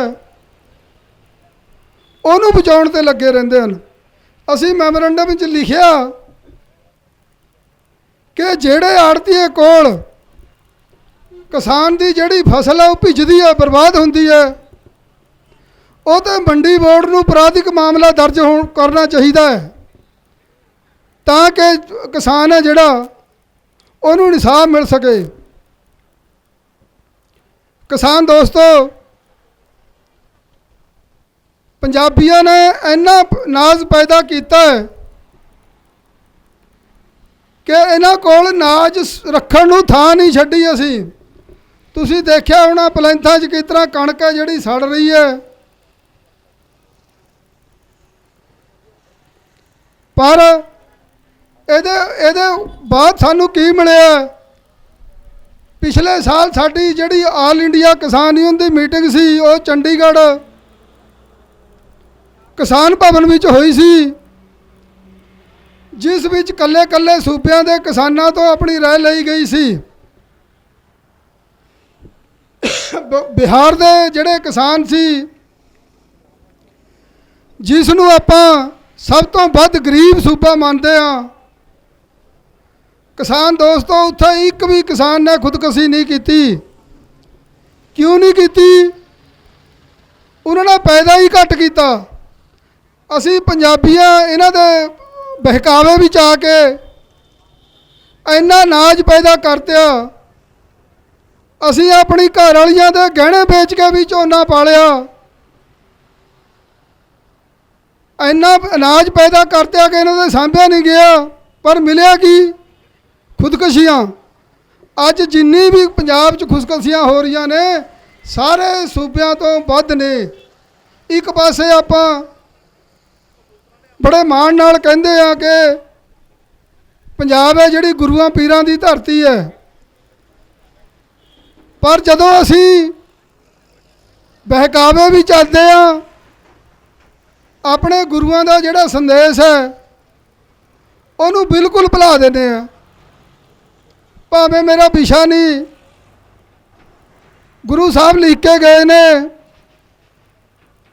ਕਿ ਰੁੱਖੀ ਸੁੱਖੀ ਖਾ ਕੇ ਠੰਡਾ ਪਾਣੀ ਪੀ, ਪਰ ਅੱਜ ਮੇਰੇ ਵੀਰ ਨੇ ਜਿਹੜੇ ਨੌਜਵਾਨ ਨੇ, ਤੁਸੀਂ ਦੇਖਿਆ ਹੋਣਾ ਫੇਸਬੁੱਕ ਤੇ ਡਾਕਟਰਾਂ ਦੀ ਸਲਾਹ ਲੈ ਕੇ ਗਰਮ ਪਾਣੀ ਪੀਂਦੇ ਨੇ। ਗਰਮ ਪਾਣੀ ਪੀਣ ਨਾਲ ਅਸੀਂ ਆਪਣੀ ਜਿਹੜੀ ਸਿਹਤ ਹੈ ਉਹ ਤਬਾਹ ਕਰ ਚੁੱਕੇ ਹਾਂ।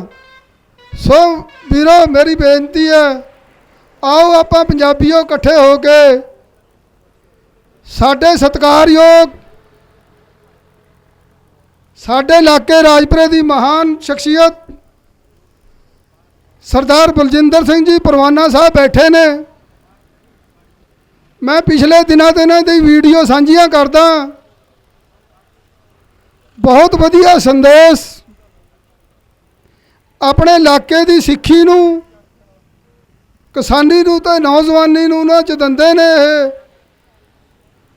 ਸੋ ਲੋੜ ਹੈ ਸਾਨੂੰ ਇਹੋ ਜਿਹੀਆਂ ਵੀਡੀਓ ਦੇਖਣ ਦੀ। ਇੱਕ ਪਾਸੇ ਦੂਜੇ ਪਾਸੇ ਉਹ ਵੀਡੀਓ ਵੀ ਪਾਈ ਜਾਂਦੀਆਂ ਹਨ ਕਿ ਟਰੈਕਟਰਾਂ ਤੇ ਬਿਠਾ ਕੇ ਕਿਸਾਨਾਂ ਨੂੰ ਵੱਡੀਆਂ ਵੱਡੀਆਂ ਰੈਲੀਆਂ ਕੱਢੀਆਂ ਜਾਂਦੀਆਂ ਹਨ ਸ਼੍ਰੋਮਣੀ ਕਮੇਟੀ ਮੈਂਬਰਾਂ ਦੁਆਰਾ। ਪਰ ਗੁਰਦੁਆਰਿਆਂ 'ਚ ਤੁਸੀਂ ਦੇਖੋ, ਇੱਥੇ ਸਾਡੇ ਸਤਿਕਾਰਯੋਗ ਕੀਰਤਨੀਏ ਦੱਸ ਕੇ ਗਏ ਨੇ ਕਿ ਸ਼੍ਰੋਮਣੀ ਕਮੇਟੀ ਦਾ ਬਜਟ ਹੈ, ਭਾਵੇਂ ਮੇਰਾ ਵਿਸ਼ਾ ਨਹੀਂ, ਉਹ ਪੰਜਾਬ ਸਰਕਾਰ ਨਾਲੋਂ ਵੱਧ ਹੈ, ਪਰ ਦੰਦੇ ਕੀ ਨੇ? ਗੁਰੂ ਗ੍ਰੰਥ ਸਾਹਿਬ ਜਿਸ ਨੂੰ ਆਪਾਂ ਗੁਰੂ ਮੰਨਦੇ ਆ, ਆਪਣਾ ਪਿਤਾ ਮੰਨਦੇ ਆ, ਇਹ ਉਸ ਨੂੰ ਵੀ ਵੇਚਦੇ ਨੇ। ਸਤਿਕਾਰਯੋਗ ਦੋਸਤੋ, ਕਦੇ ਜਿੱਥੇ ਸ਼੍ਰੋਮਣੀ ਕਮੇਟੀ ਦੇ ਗੁਰਦੁਆਰਿਆਂ ਦਾ ਲੰਗਰ ਜਾ ਕੇ ਦੇਖਿਓ, ਜਿਹੜਾ ਸੰਗਤ ਖਾਂਦੀ ਹੈ ਉਹਨੂੰ ਆਪਾਂ ਲੰਗਰ ਸਮਝ ਕੇ ਤਾਂ ਖਾ ਲੈਂਦੇ ਆ, ਪਰ ਉਹਦੇ 'ਚ ਲੰਗਰ ਵਾਲੀ ਕੋਈ ਗੱਲ ਨਹੀਂ ਹੁੰਦੀ ਅਗਰ ਕਾਰ ਸੇਵਾ ਵਾਲੇ ਬਾਬੇ ਨਾ ਹੁੰਦੇ। ਅੱਜ ਪੰਜਾਬ 'ਚ ਸਿੱਖੀ ਹੈ ਜਿਹੜੇ ਗੁਰਦੁਆਰਾ ਸਾਹਿਬ ਬਣਾਏ ਜਾ ਰਹੇ ਨੇ, ਮੈਂ ਵਿਸ਼ਵਾਸ ਨਾਲ ਕਹਿ ਸਕਦਾ ਹਾਂ ਕਿ ਇੱਕ ਵੀ ਨਹੀਂ ਬਣਨਾ ਸੀ। ਮੇਰੇ ਇੱਕ ਘਟਨਾ ਯਾਦ ਆ ਗਈ ਕਿ ਜਦੋਂ ਪੰਜਾਬ 'ਚ ਪੰਜਾਬ ਰਾਜ ਬਿਜਲੀ ਬੋਰਡ ਦੁਆਰਾ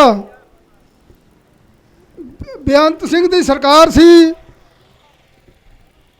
17 ਰੁਪਏ ਪਾਵਰ ਹੈ ਜਿਹੜਾ ਉਹ ਅਸੀਂ ਬਿਜਲੀ ਦਾ ਬਿੱਲ ਭਰਿਆ ਕਰਦੇ ਸੀ ਪਰ ਪਾਵਰ ਮੋਟਰ ਦਾ। ਤਾਂ ਬੇਅੰਤ ਸਿੰਘ ਨੇ ਸਰਕਾਰ ਬਣਦੇ ਸਾਰੀ 60 ਰੁਪਏ ਪਾਵਰ ਕਰ ਦਿੱਤਾ ਸੀ। ਅਸੀਂ ਕੀ ਕੀਤਾ, ਅੱਜ ਵੀ ਉਹੀ ਹਾਲਤ ਹੈ, ਮੈਂ ਤਾਂ ਦੱਸਣ ਲੱਗਿਆ ਏ। ਅਸੀਂ ਬਿਜਲੀ ਬੋਰਡ ਦੇ ਮੂਹਰੇ 100 ਕਿਸਾਨਾਂ ਦਾ ਧਰਨਾ ਸ਼ੁਰੂ ਕਰ ਦਿੱਤਾ। ਇੱਕ ਦਿਨ 16 ਤਰੀਕ ਨੂੰ ਫਰੀਦਕੋਟ ਜ਼ਿਲ੍ਹੇ ਦੀ ਵਾਰੀ ਸੀ, ਕਿਸੇ ਗੱਲੋਂ ਜਿਹੜਾ ਲੰਗਰ ਹੈ ਉੱਥੇ ਨਾ ਪਹੁੰਚਿਆ। ਮੇਰੇ ਕੋਲ ਉਸ ਸਮੇਂ ਜਿਹੜੀ ਪਟਿਆਲੇ ਜ਼ਿਲ੍ਹੇ ਦੀ ਸੇਵਾ ਸੀ, ਅਸੀਂ ਸੋਚਿਆ ਕਿ ਕਿਉਂ ਨਾ ਗੁਰਦੁਆਰਾ ਦੁਖਨਿਵਾਰਨ ਸਾਹਿਬ ਤੋਂ ਲੰਗਰ ਲੈ ਕੇ ਆਈਏ ਕਿਸਾਨਾਂ ਵਾਸਤੇ। ਪਰ ਉਸ ਸਮੇਂ ਉੱਥੇ ਜਿਹੜਾ ਮੈਨੇਜਰ ਸੀ ਉਦਮ ਸਿੰਘ, ਉਹ ਸਾਡੇ ਕਿਸਾਨ ਯੂਨੀਅਨ ਦੇ ਪਸ਼ੌਰਾ ਸਿੰਘ ਦਾ ਰਿਸ਼ਤੇਦਾਰ ਸੀ। ਅਸੀਂ ਰਿਸ਼ਤੇਦਾਰੀ ਨਾਤੇ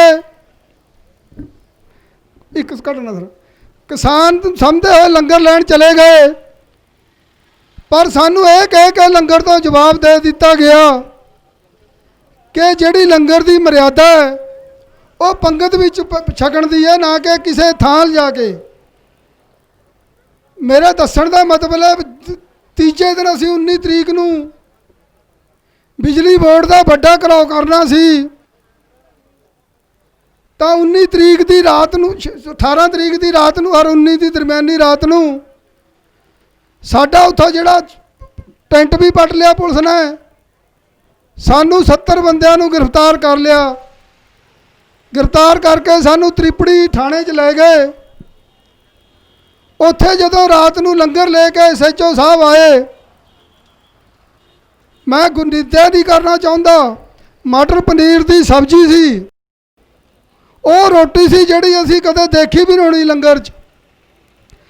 ਕੁਝ ਸਾਡੇ ਸਾਥੀ ਜਿਹੜੇ ਅੰਮ੍ਰਿਤਧਾਰੀ ਸੀ ਉਹ ਕਹਿਣ ਲੱਗੇ ਕਿ ਅਸੀਂ ਇਹ ਲੰਗਰ ਨਹੀਂ ਛਕਣਾ, ਕਿਉਂਕਿ ਪਰਸੋਂ 17 ਤਰੀਕ ਨੂੰ ਸਾਨੂੰ ਗੁਰਦੁਆਰਾ ਸਾਹਿਬ ਵਿੱਚੋਂ ਜਵਾਬ ਦਿੱਤਾ, ਅੱਜ ਜਿਹੜਾ ਪੁਲਿਸ ਨੂੰ ਲੰਗਰ ਦੇ ਦਿੱਤਾ ਗਿਆ।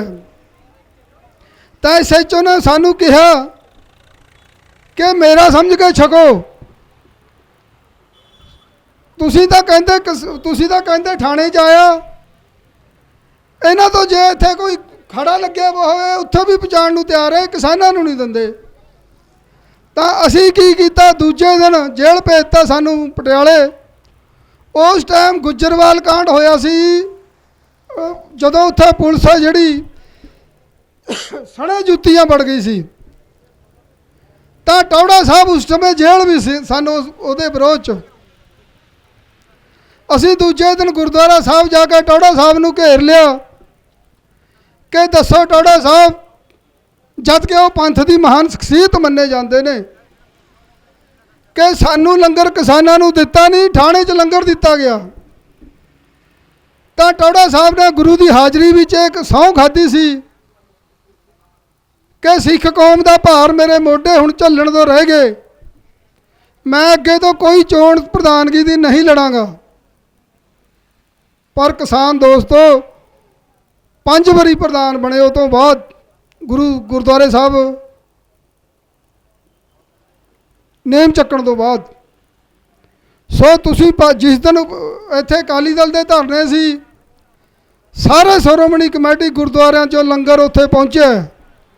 ਪਰ ਕੀ ਇੱਥੇ ਕਿਸੇ ਨੇ, ਜੇ ਬਾਬੇ ਨਾ ਹੁੰਦੇ, ਜਿੱਥੇ ਜਿੱਥੇ ਧਰਨੇ ਚੱਲਦੇ ਨੇ, ਮੈਂ ਤਾਂ ਦੱਸਿਆ ਕਿ ਅੱਜ ਵੀ ਜਿਹੜੀ ਸ਼੍ਰੋਮਣੀ ਕਮੇਟੀ ਹੈ, ਭਾਵੇਂ ਮੇਰਾ ਵਿਸ਼ਾ ਨਹੀਂ ਹੈ, ਇਹ ਉਨ ਲੋਕਾਂ ਦੇ ਕਬਜ਼ੇ ਵਿੱਚ ਹੈ ਜਿਹੜੇ ਕਿਸਾਨ ਨੂੰ ਕਿਸਾਨ ਅਕਾਲੀ ਕਹਿ ਕੇ ਹੁਣ ਤੱਕ ਬਲੈਕਮੇਲ ਕਰਕੇ ਜਿੰਨਾ ਨੁਕਸਾਨ ਇਹਨਾਂ ਨੇ ਕੀਤਾ। ਮੇਰਾ ਖਿਆਲ ਹੈ ਜਦ ਕਿ ਮੋਦੀ ਨੇ ਜਿਹੜਾ ਬਹੁਤ ਵੱਡਾ ਕੀਤਾ, ਪਰ ਉਹ ਇੰਨਾ ਨਹੀਂ ਕੀਤਾ ਹੋਣਾ ਜਿੰਨਾ ਇਹਨਾਂ ਨੇ ਸਾਨੂੰ ਕਿਸਾਨ ਅਕਾਲੀ ਕਹਿ ਕੇ ਕਰ ਦਿੱਤਾ ਹੋਵੇ। ਸੋ ਮੈਂ ਦੁਬਾਰਾ ਫਿਰ ਇੱਕ ਵਾਰੀ ਫਿਰ ਸਾਡੇ ਸਤਿਕਾਰਯੋਗ ਜੋਗਾ ਸਿੰਘ ਚਾਪੜ ਦਾ, ਸਾਡੇ ਸਤਿਕਾਰਯੋਗ ਦੀਪ ਸਿੱਧੂ ਜੀ ਦਾ ਤਹਿ ਦਿਲੋਂ ਧੰਨਵਾਦ ਕਰਦਾ ਕਿ ਜਿਨ੍ਹਾਂ ਨੇ ਮੇਰੇ ਵਰਗੇ ਵਿਅਕਤੀ ਨੂੰ ਤੁਹਾਡੇ ਨਾਲ ਵਿਚਾਰ ਸਾਂਝੇ ਕਰਨ ਦਾ ਸਮਾਂ ਦਿੱਤਾ ਹੈ। ਇੱਕ ਗੱਲ ਮੈਂ ਦੀਪ ਸਿੱਧੂ ਜੀ ਦੇ ਨਾਲ ਮੈਂ 100% ਸਹਿਮਤ ਹਾਂ। ਇਹ ਸਾਡੇ ਨਾਲ ਵੀ, ਸਾਨੂੰ ਵੀ ਗੈਰ ਸਿਆਸੀ ਕਹਿ ਕੇ ਰਾਜ ਤੋਂ ਦੂਰ ਰੱਖਿਆ ਗਿਆ। ਨੌਜਵਾਨ ਜਾਣਦਾ, ਉਸ ਨੂੰ ਪਤਾ ਹੈ ਕਿ ਜੇ ਭਲਵਾਨ ਨਾਲ ਕੁਸ਼ਤੀ ਲੜਨੀ ਹੋਵੇ ਤਾਂ ਭਲਵਾਨੀ ਕਰਨੀ ਪੈਂਦੀ ਹੈ। ਜਿਹੋ ਜਿਹਾ ਇਨਸਾਨ ਹੈ, ਜੇ ਉਹਦੇ ਨਾਲ ਅਸੀਂ ਲੜਾਈ ਲੜਨੀ ਹੈ ਤਾਂ ਘੱਟੋ ਘੱਟ ਜੇ ਉਹ ਜੇ ਨਹੀਂ ਬਣ ਸਕਦੇ, ਉਹ ਜੇ ਗੁਰ ਸਿੱਖਣੇ ਪੈਂਦੇ ਨੇ। ਤਾਂ ਨੌਜਵਾਨੋ, ਇਹ ਨਾ ਸਮਝੋ ਕਿ ਸਾਡੀ ਗਿਣਤੀ ਘੱਟ ਹੈ। ਇੱਕ ਨੌਜਵਾਨ ਹੈ ਜਿਹੜਾ ਅੱਜ ਫੇਸਬੁੱਕ ਤੇ WhatsApp ਤੇ ਲੱਖਾਂ ਨੂੰ ਆਪਣੇ ਨਾਲ ਜੋੜੀ ਬੈਠਿਆ। ਸੋ ਮੇਰੀ ਬੇਨਤੀ ਹੈ ਕਿ ਇਸ ਤਰ੍ਹਾਂ ਹੀ ਡਟੇ ਰਹੋ। ਇੰਨਾ ਕਹਿੰਦਾ ਹੋਇਆ ਦੁਬਾਰਾ ਫਿਰ ਮੈਂ ਚਾਪੜ ਸਾਹਿਬ ਦਾ ਸਮੂਹ ਕਲਾਕਾਰਾਂ ਦਾ ਤਹਿ ਦਿਲੋਂ ਧੰਨਵਾਦ ਕਰਦਾ, ਜਿਨ੍ਹਾਂ ਨੇ ਕਿਸਾਨੀ ਨੂੰ ਜਾਗ ਲਾਉਣ ਵਾਸਤੇ ਨੌਜਵਾਨ ਨੂੰ ਦੱਸਿਆ ਕਿ ਪਹਿਲਾਂ ਕਿਸਾਨ ਬਣੋ ਤਾਂ ਤੁਹਾਡੇ ਮਸਲੇ ਹੱਲ ਹੋਣਗੇ। ਇੰਨਾ ਕਹਿੰਦਾ ਖੀਵਾਂ ਜਾਜਕਾਂ। ਵਾਹਿਗੁਰੂ ਜੀ ਕਾ ਖਾਲਸਾ, ਵਾਹਿਗੁਰੂ ਜੀ ਕੀ ਫਤਿਹ। ਪੰਜਾਬ ਦੇ ਕੋਨੇ-ਕੋਨੇ ਤੋਂ ਪੰਜਾਬ ਦਾ ਕਿਸਾਨੀ ਦਾ ਦਰਦ ਲੈ ਕੇ ਆਏ ਸਮੂਹ ਵੀਰਾਂ ਨੂੰ ਵਾਹਿਗੁਰੂ ਜੀ ਕਾ ਖਾਲਸਾ, ਵਾਹਿਗੁਰੂ ਜੀ ਕੀ ਫਤਿਹ। ਆਜ਼ਾਦੀ ਇੱਕ ਅਜਿਹਾ ਆਨੰਦਮਈ ਸੁਖਮਈ ਅਹਿਸਾਸ ਹੈ ਜਿਹਦੇ ਲਈ ਮਨੁੱਖ ਆਪਣਾ ਆਪ ਵੀ ਕੁਰਬਾਨ ਕਰ ਦਿੰਦਾ। ਸੋ ਦੋਸਤੋ, ਜੇ ਆਪਾਂ ਗੱਲ ਕਰੀਏ ਕਿਸਾਨੀ ਮੁੱਦਿਆਂ ਦੀ, ਜਿਹੜਾ ਅਸੀਂ ਸੰਘਰਸ਼ ਲੜ ਰਹੇ ਹਾਂ, ਇਹ ਇਕੱਲਾ ਪੰਜਾਬ ਦੇ ਲੋਕਾਂ ਦਾ ਨਹੀਂ, ਇਹ ਪੂਰੇ ਭਾਰਤ ਦੇ ਲੋਕਾਂ ਦੇ ਲਈ ਆ। ਕਿਉਂਕਿ ਪੰਜਾਬ ਇੱਕ ਇਹੋ ਜਿਹਾ ਸੂਬਾ ਜਿਹਦੇ ਤੇ ਗੁਰੂ ਸਾਹਿਬ ਦੀ ਬਹੁਤ ਜ਼ਿਆਦਾ ਬਖਸ਼ਿਸ਼ ਆ। ਜਦੋਂ ਦੇਸ਼ ਨੂੰ ਲੋੜ ਸੀ, ਹਰੀ ਕ੍ਰਾਂਤੀ ਦਾ ਨਾਅਰਾ ਮਾਰ ਕੇ ਸਾਡੇ ਪੁਰਖਿਆਂ ਨੇ, ਸਾਡੇ ਬਜ਼ੁਰਗਾਂ ਨੇ ਇਸ ਦੇਸ਼ ਦੇ ਲੋਕਾਂ ਦਾ ਜਿਹੜਾ ਢਿੱਡ ਭਰਿਆ। ਸੋ ਉਸ ਤੋਂ ਬਾਅਦ ਚਿੱਟੀ ਕ੍ਰਾਂਤੀ ਲਿਆ ਕੇ ਅਸੀਂ ਇਸ ਦੇਸ਼ ਦੇ ਲੋਕਾਂ ਦੀਆਂ ਲੋੜਾਂ ਪੂਰੀਆਂ ਕੀਤੀਆਂ।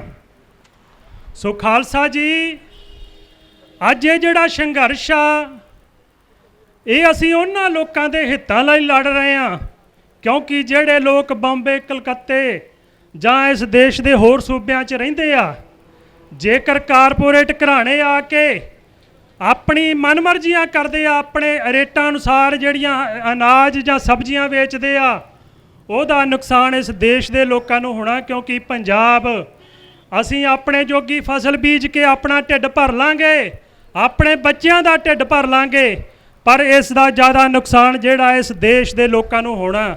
ਸੋ ਇਹ ਜਿਹੜਾ ਸੰਘਰਸ਼ ਆ, ਇਹ ਉਹਨਾਂ ਸਾਰੇ ਲੋਕਾਂ ਦੇ ਹਿੱਤ ਵਿੱਚ ਆ। ਸੋ ਦੂਸਰੀ ਬੇਨਤੀ ਕਿ 47 ਤੋਂ ਬਾਅਦ ਹੀ ਇਸ ਦੇਸ਼ ਦੇ ਆਜ਼ਾਦ ਦੇਸ਼ ਦੇ ਹੁਕਮਰਾਨ ਜਿਹੜੇ, ਉਹਨਾਂ ਦੀ ਖਾਸ ਨਿਗਾਹ ਪੰਜਾਬ ਦੇ ਉੱਤੇ ਰਹੀ ਆ, ਕਿਉਂਕਿ ਉਹ ਇਹ ਗੱਲ ਜਾਣਦੇ ਆ ਕਿ ਇਹ ਪੰਜਾਬ ਜਿਹਨੇ ਅੰਗਰੇਜ਼ਾਂ ਦੇ ਅੱਗੇ ਗੋਡੇ ਨਹੀਂ ਟੇਕੇ, ਮੁਗਲਾਂ ਦੇ ਅੱਗੇ ਗੋਡੇ ਨਹੀਂ ਟੇਕੇ, ਇਹਨਾਂ ਜ਼ਿਆਦਾ ਚਿਰ ਸਾਡੀ ਪੰਜਾਲੀ ਹੇਠ ਵੀ ਨਹੀਂ ਰਹਿਣਾ। ਸੋ ਰਾਜ ਕਰੇਗਾ ਖਾਲਸਾ ਦਾ ਜੋ ਸੰਕਲਪ ਆ, ਉਹ ਉਹਨਾਂ ਲੋਕਾਂ ਨੂੰ ਦਿਨ ਰਾਤ ਡਰਾਉਂਦਾ। ਸੋ 47 ਤੋਂ ਬਾਅਦ ਸਮੇਂ-ਸਮੇਂ ਤੇ ਸਾਡੇ ਨਾਲ ਇਸ ਦੇਸ਼ ਦੀਆਂ ਸਰਕਾਰਾਂ ਨੇ ਧੱਕੇ ਕੀਤੇ, ਸਾਡੇ ਬਜ਼ੁਰਗਾਂ ਨੂੰ ਆਪਣੀਆਂ ਕੁਰਬਾਨੀਆਂ ਦੇ ਕੇ ਆਪਣੇ ਹੱਕ ਲੈਣੇ ਪਏ। 84 ਦੇ ਵਿੱਚ ਸਾਡੇ ਦਰਬਾਰ ਸਾਹਿਬ ਤੇ ਹਮਲਾ ਕਰਕੇ ਸਾਨੂੰ ਗੁਲਾਮੀ ਦਾ ਅਹਿਸਾਸ ਕਰਵਾਇਆ ਗਿਆ। ਸਾਡੇ ਨੌਜਵਾਨਾਂ ਨੂੰ ਘਰਾਂ 'ਚੋਂ ਚੁੱਕ ਕੇ ਮਾਰ ਕੇ ਸ਼ਹੀਦ ਕੀਤਾ ਗਿਆ। ਅੱਜ ਤੱਕ ਉਹਨਾਂ ਦੀਆਂ ਮਾਵਾਂ ਜਿਹੜੀਆਂ ਅਦਾਲਤਾਂ ਦੇ ਮੂਹਰੇ ਖੜ੍ਹ ਕੇ ਇਨਸਾਫ ਦੀ ਮੰਗ ਕਰ ਰਹੀਆਂ। ਸੋ ਦੋਸਤੋ, ਉਸ ਤੋਂ ਬਾਅਦ ਨਸ਼ੇ ਦੇ ਦਰਿਆ ਵਗਾ ਕੇ ਪੰਜਾਬ ਦੇ ਵਿੱਚ ਸਾਡੀ ਨੌਜਵਾਨੀ ਨੂੰ ਖਤਮ ਕਰਨ ਦੀ ਕੋਸ਼ਿਸ਼ ਕੀਤੀ ਗਈ, ਪਰ ਗੁਰੂ ਮਹਾਰਾਜ ਦੀ ਕਿਰਪਾ ਨਾਲ ਅੱਜ ਵੀ ਨੌਜਵਾਨ ਚੜ੍ਹਦੀ ਕਲਾ ਨਾਲ, ਜਿਸ ਤਰ੍ਹਾਂ ਤੁਸੀਂ ਹੁਣ ਦੇਖੋ, ਇਸ ਜਿਹੜੇ ਆਰਡੀਨੈਂਸ ਜਾਰੀ ਕੀਤੇ ਆ, ਕਾਨੂੰਨ ਬਣਾਇਆ, ਨੌਜਵਾਨ ਦਿਨ ਰਾਤ ਸੜਕਾਂ ਤੇ ਆ ਕੇ ਸੰਘਰਸ਼ ਕਰ ਰਹੇ ਆ। ਸੋ ਲੋੜ ਅੱਜ ਇਕੱਠੇ ਹੋ ਕੇ ਸੰਘਰਸ਼ ਕਰਨ ਦੀ। ਦੂਸਰੀ ਗੱਲ ਮੈਂ ਦੱਸ ਦੇਣੀ ਚਾਹਣਾ ਕਿ ਪੰਜਾਬ ਦੇ ਵਿੱਚ 80% ਕੇਸ ਜਿਹੜੇ ਆ, ਉਹ ਜੱਟਾਂ ਦੇ ਵੱਟ ਦੇ ਪਿੱਛੇ ਚੱਲਦੇ ਆ, ਕਿਉਂਕਿ ਅਸੀਂ ਆਪਣੀ ਵੱਟ ਨਹੀਂ ਕਿਸੇ ਨੂੰ ਵੱਢਣ ਦਿੰਦੇ। ਇਹ ਕਿਸ ਤਰ੍ਹਾਂ ਸਾਡੀਆਂ ਜ਼ਮੀਨਾਂ ਤੇ ਅੱਖ ਰੱਖ ਕੇ ਸਾਡੀਆਂ ਜ਼ਮੀਨਾਂ ਖੋਹ ਲੈਣਗੇ। ਸੋ ਇਹ ਮਤ ਭੁਲੇਖਾ ਰੱਖਣ ਕਿ ਸਾਡੀਆਂ ਜ਼ਮੀਨਾਂ ਤੇ ਕਬਜ਼ੇ ਕਰਕੇ ਸਾਨੂੰ ਇਹ ਬੇਜ਼ਮੀਨੇ ਕਰ ਦੇਣਗੇ, ਕਿਉਂਕਿ ਸਾਡੇ ਬਜ਼ੁਰਗਾਂ ਨੇ ਪਾਕਿਸਤਾਨ ਦੇ ਵਿੱਚ ਆਪਣੀਆਂ ਆਬਾਦ ਜ਼ਮੀਨਾਂ ਛੱਡ ਕੇ ਇਸ ਦੇਸ਼ ਦੇ ਵਿੱਚ ਆ ਕੇ ਹੱਡ ਪਨਵੀਆਂ ਮਿਹਨਤਾਂ ਕਰਕੇ, ਟੋਏ ਟਿੱਬੇ ਪੱਧਰ ਕਰਕੇ, ਦਿਨ ਰਾਤ ਮਿਹਨਤਾਂ ਕਰਕੇ ਇਹ ਆਬਾਦ ਜ਼ਮੀਨਾਂ ਬਣਾਈਆਂ। ਸੋ ਜੇ ਅੱਜ ਕਹਿਣਗੇ ਕਿ ਅਸੀਂ ਇਹੋ ਜਿਹੇ ਕਾਨੂੰਨ ਬਣਾ ਕੇ ਸਾਡੀਆਂ ਜ਼ਮੀਨਾਂ ਤੇ ਕਬਜ਼ੇ ਕਰ ਲਾਂਗੇ, ਤੇ ਇਹ ਇਹਨਾਂ ਦਾ ਭੁਲੇਖਾ। ਸੋ ਦੂਸਰੀ ਇਤਿਹਾਸ ਪੜ੍ਹ ਲਓ, ਜਦੋਂ ਵੀ ਕਿਸੇ ਹੁਕਮਰਾਨ ਨੇ, ਚਾਹੇ ਉਹ ਦੁਨੀਆ ਜਿੱਤਦਾ ਹੋਇਆ, ਜਦੋਂ ਪੰਜਾਬ ਦੇ ਵਿੱਚ ਆਇਆ ਤਾਂ ਪੰਜਾਬੀਆਂ ਨੇ ਉਸ ਦਾ ਮੂੰਹ ਤੋੜ ਜਵਾਬ ਦਿੱਤਾ, ਉਸ ਦੀਆਂ ਨਾਸਾਂ ਭੰਨੀਆਂ। ਸੋ ਇਹ ਜਿਹੜਾ ਮੋਦੀ ਪੂਰੀ ਜਿਹੜਾ ਹਿੰਦੁਸਤਾਨ ਦੇ ਵਿੱਚ ਲਹਿਰ ਚਲਾ ਕੇ ਇੱਕ ਪਾਸੜ ਜਿਹੜਾ ਸਾਰਾ ਕਰਦਾ ਸੀ, ਪੰਜਾਬ ਨੇ ਹੀ ਉਹਦੀਆਂ ਨਾਸਾਂ ਭੰਨੀਆਂ ਸੀ। ਸੋ ਪੰਜਾਬ ਹਮੇਸ਼ਾ ਹੀ ਇੱਥੋਂ ਦੇ ਹੁਕਮਰਾਨਾਂ ਦੀ ਅੱਖ ਵਿੱਚ ਚੁਭਦਾ, ਕਿਉਂਕਿ ਕੋਈ ਗੱਲ ਹੋਵੇ ਤਾਂ ਪੰਜਾਬੀ, ਕਿਸੇ ਤੇ ਜ਼ੁਲਮ ਹੁੰਦਾ ਤਾਂ ਪੰਜਾਬੀ ਸਭ ਤੋਂ ਅੱਗੇ ਹੋ ਕੇ ਲੜਦੇ ਆ, ਕਿਉਂਕਿ ਸਾਡੇ ਗੁਰੂ ਸਾਹਿਬਾਨ ਨੇ ਸਾਡੇ ਲਈ ਕੁਝ ਇਖਲਾਕੀ ਜ਼ਿੰਮੇਵਾਰੀਆਂ ਸਾਨੂੰ ਦਿੱਤੀਆਂ ਕਿ ਅਸੀਂ ਕਿਸ ਤਰ੍ਹਾਂ ਆਪਣੇ ਆਂਢੀਆਂ ਗੁਆਂਢੀਆਂ, ਆਪਣੇ ਸੱਜਣਾ ਮਿੱਤਰਾਂ ਦੇ ਅਖਲਾਕੀ ਹੱਕਾਂ ਦੀ ਰਾਖੀ ਕਰਨੀ ਆ। ਸੋ ਮੈਂ ਬੇਨਤੀ ਕਰਦਾ, ਪਿੰਡਾਂ ਦੇ ਵਿੱਚੋਂ ਜਥੇ ਬਣਾ ਕੇ ਸਾਨੂੰ ਇਸ ਮੋਰਚੇ ਦੇ ਵਿੱਚ ਆਉਣਾ ਚਾਹੀਦਾ, ਸਾਨੂੰ ਇਕੱਠੇ ਹੋ ਕੇ ਇਸ ਸਰਕਾਰ ਦੇ ਨਾਲ ਲੜਨਾ ਚਾਹੀਦਾ, ਕਿਉਂਕਿ ਸਾਡੇ ਬਜ਼ੁਰਗਾਂ ਨੇ ਬਹੁਤ ਮਿਹਨਤਾਂ ਕਰਕੇ ਜਿਨ੍ਹਾਂ ਦੀ ਬਦੌਲਤ ਅੱਜ ਅਸੀਂ ਸਰਦਾਰੀਆਂ ਮਾਣ ਰਹੇ ਹਾਂ। ਇਹ ਚਿੱਟੇ ਕੱਪੜੇ ਪਾ ਕੇ ਅਸੀਂ ਵੱਡੀਆਂ ਵੱਡੀਆਂ ਗੱਡੀਆਂ ਰੱਖ ਕੇ ਆਪਣਾ ਜਿਹੜਾ ਜੀਵਨ ਜਿਉ ਰਹੇ ਹਾਂ। ਸੋ ਅੱਜ ਲੋੜ ਆ ਵੀਰੋ, ਪਿੰਡਾਂ ਪਿੰਡਾਂ 'ਚੋਂ ਇਕੱਠੇ ਹੋ ਕੇ ਨੌਜਵਾਨ ਮੇਰੇ ਵੀਰ, ਅਸੀਂ ਟੀਮਾਂ ਬਣਾ ਕੇ ਜਥੇ ਲੈ ਕੇ ਇੱਥੇ ਪਹੁੰਚੀਏ ਤਾਂ ਕਿ ਜਿਹੜੇ ਹੁਕਮਰਾਨ ਆ ਇਹ ਜੋ ਧੱਕਾ ਸਾਡੇ ਨਾਲ ਕਰਨਾ ਚਾਹੁੰਦੇ ਆ ਉਹਦਾ ਡਟ ਕੇ ਮੁਕਾਬਲਾ ਕੀਤਾ ਜਾ ਸਕੇ। ਸੋ ਇੰਨੀਆਂ ਕੁ ਬੇਨਤੀਆਂ ਕਰਦਾ ਮੈਂ ਖਿਮਾ ਦਾ ਜਾਚਕ ਹੋ ਜਾਣਾ। ਵਾਹਿਗੁਰੂ ਜੀ ਕਾ ਖਾਲਸਾ, ਵਾਹਿਗੁਰੂ ਜੀ ਕੀ ਫਤਿਹ। ਬੋਲੇ ਸੋ ਨਿਹਾਲ।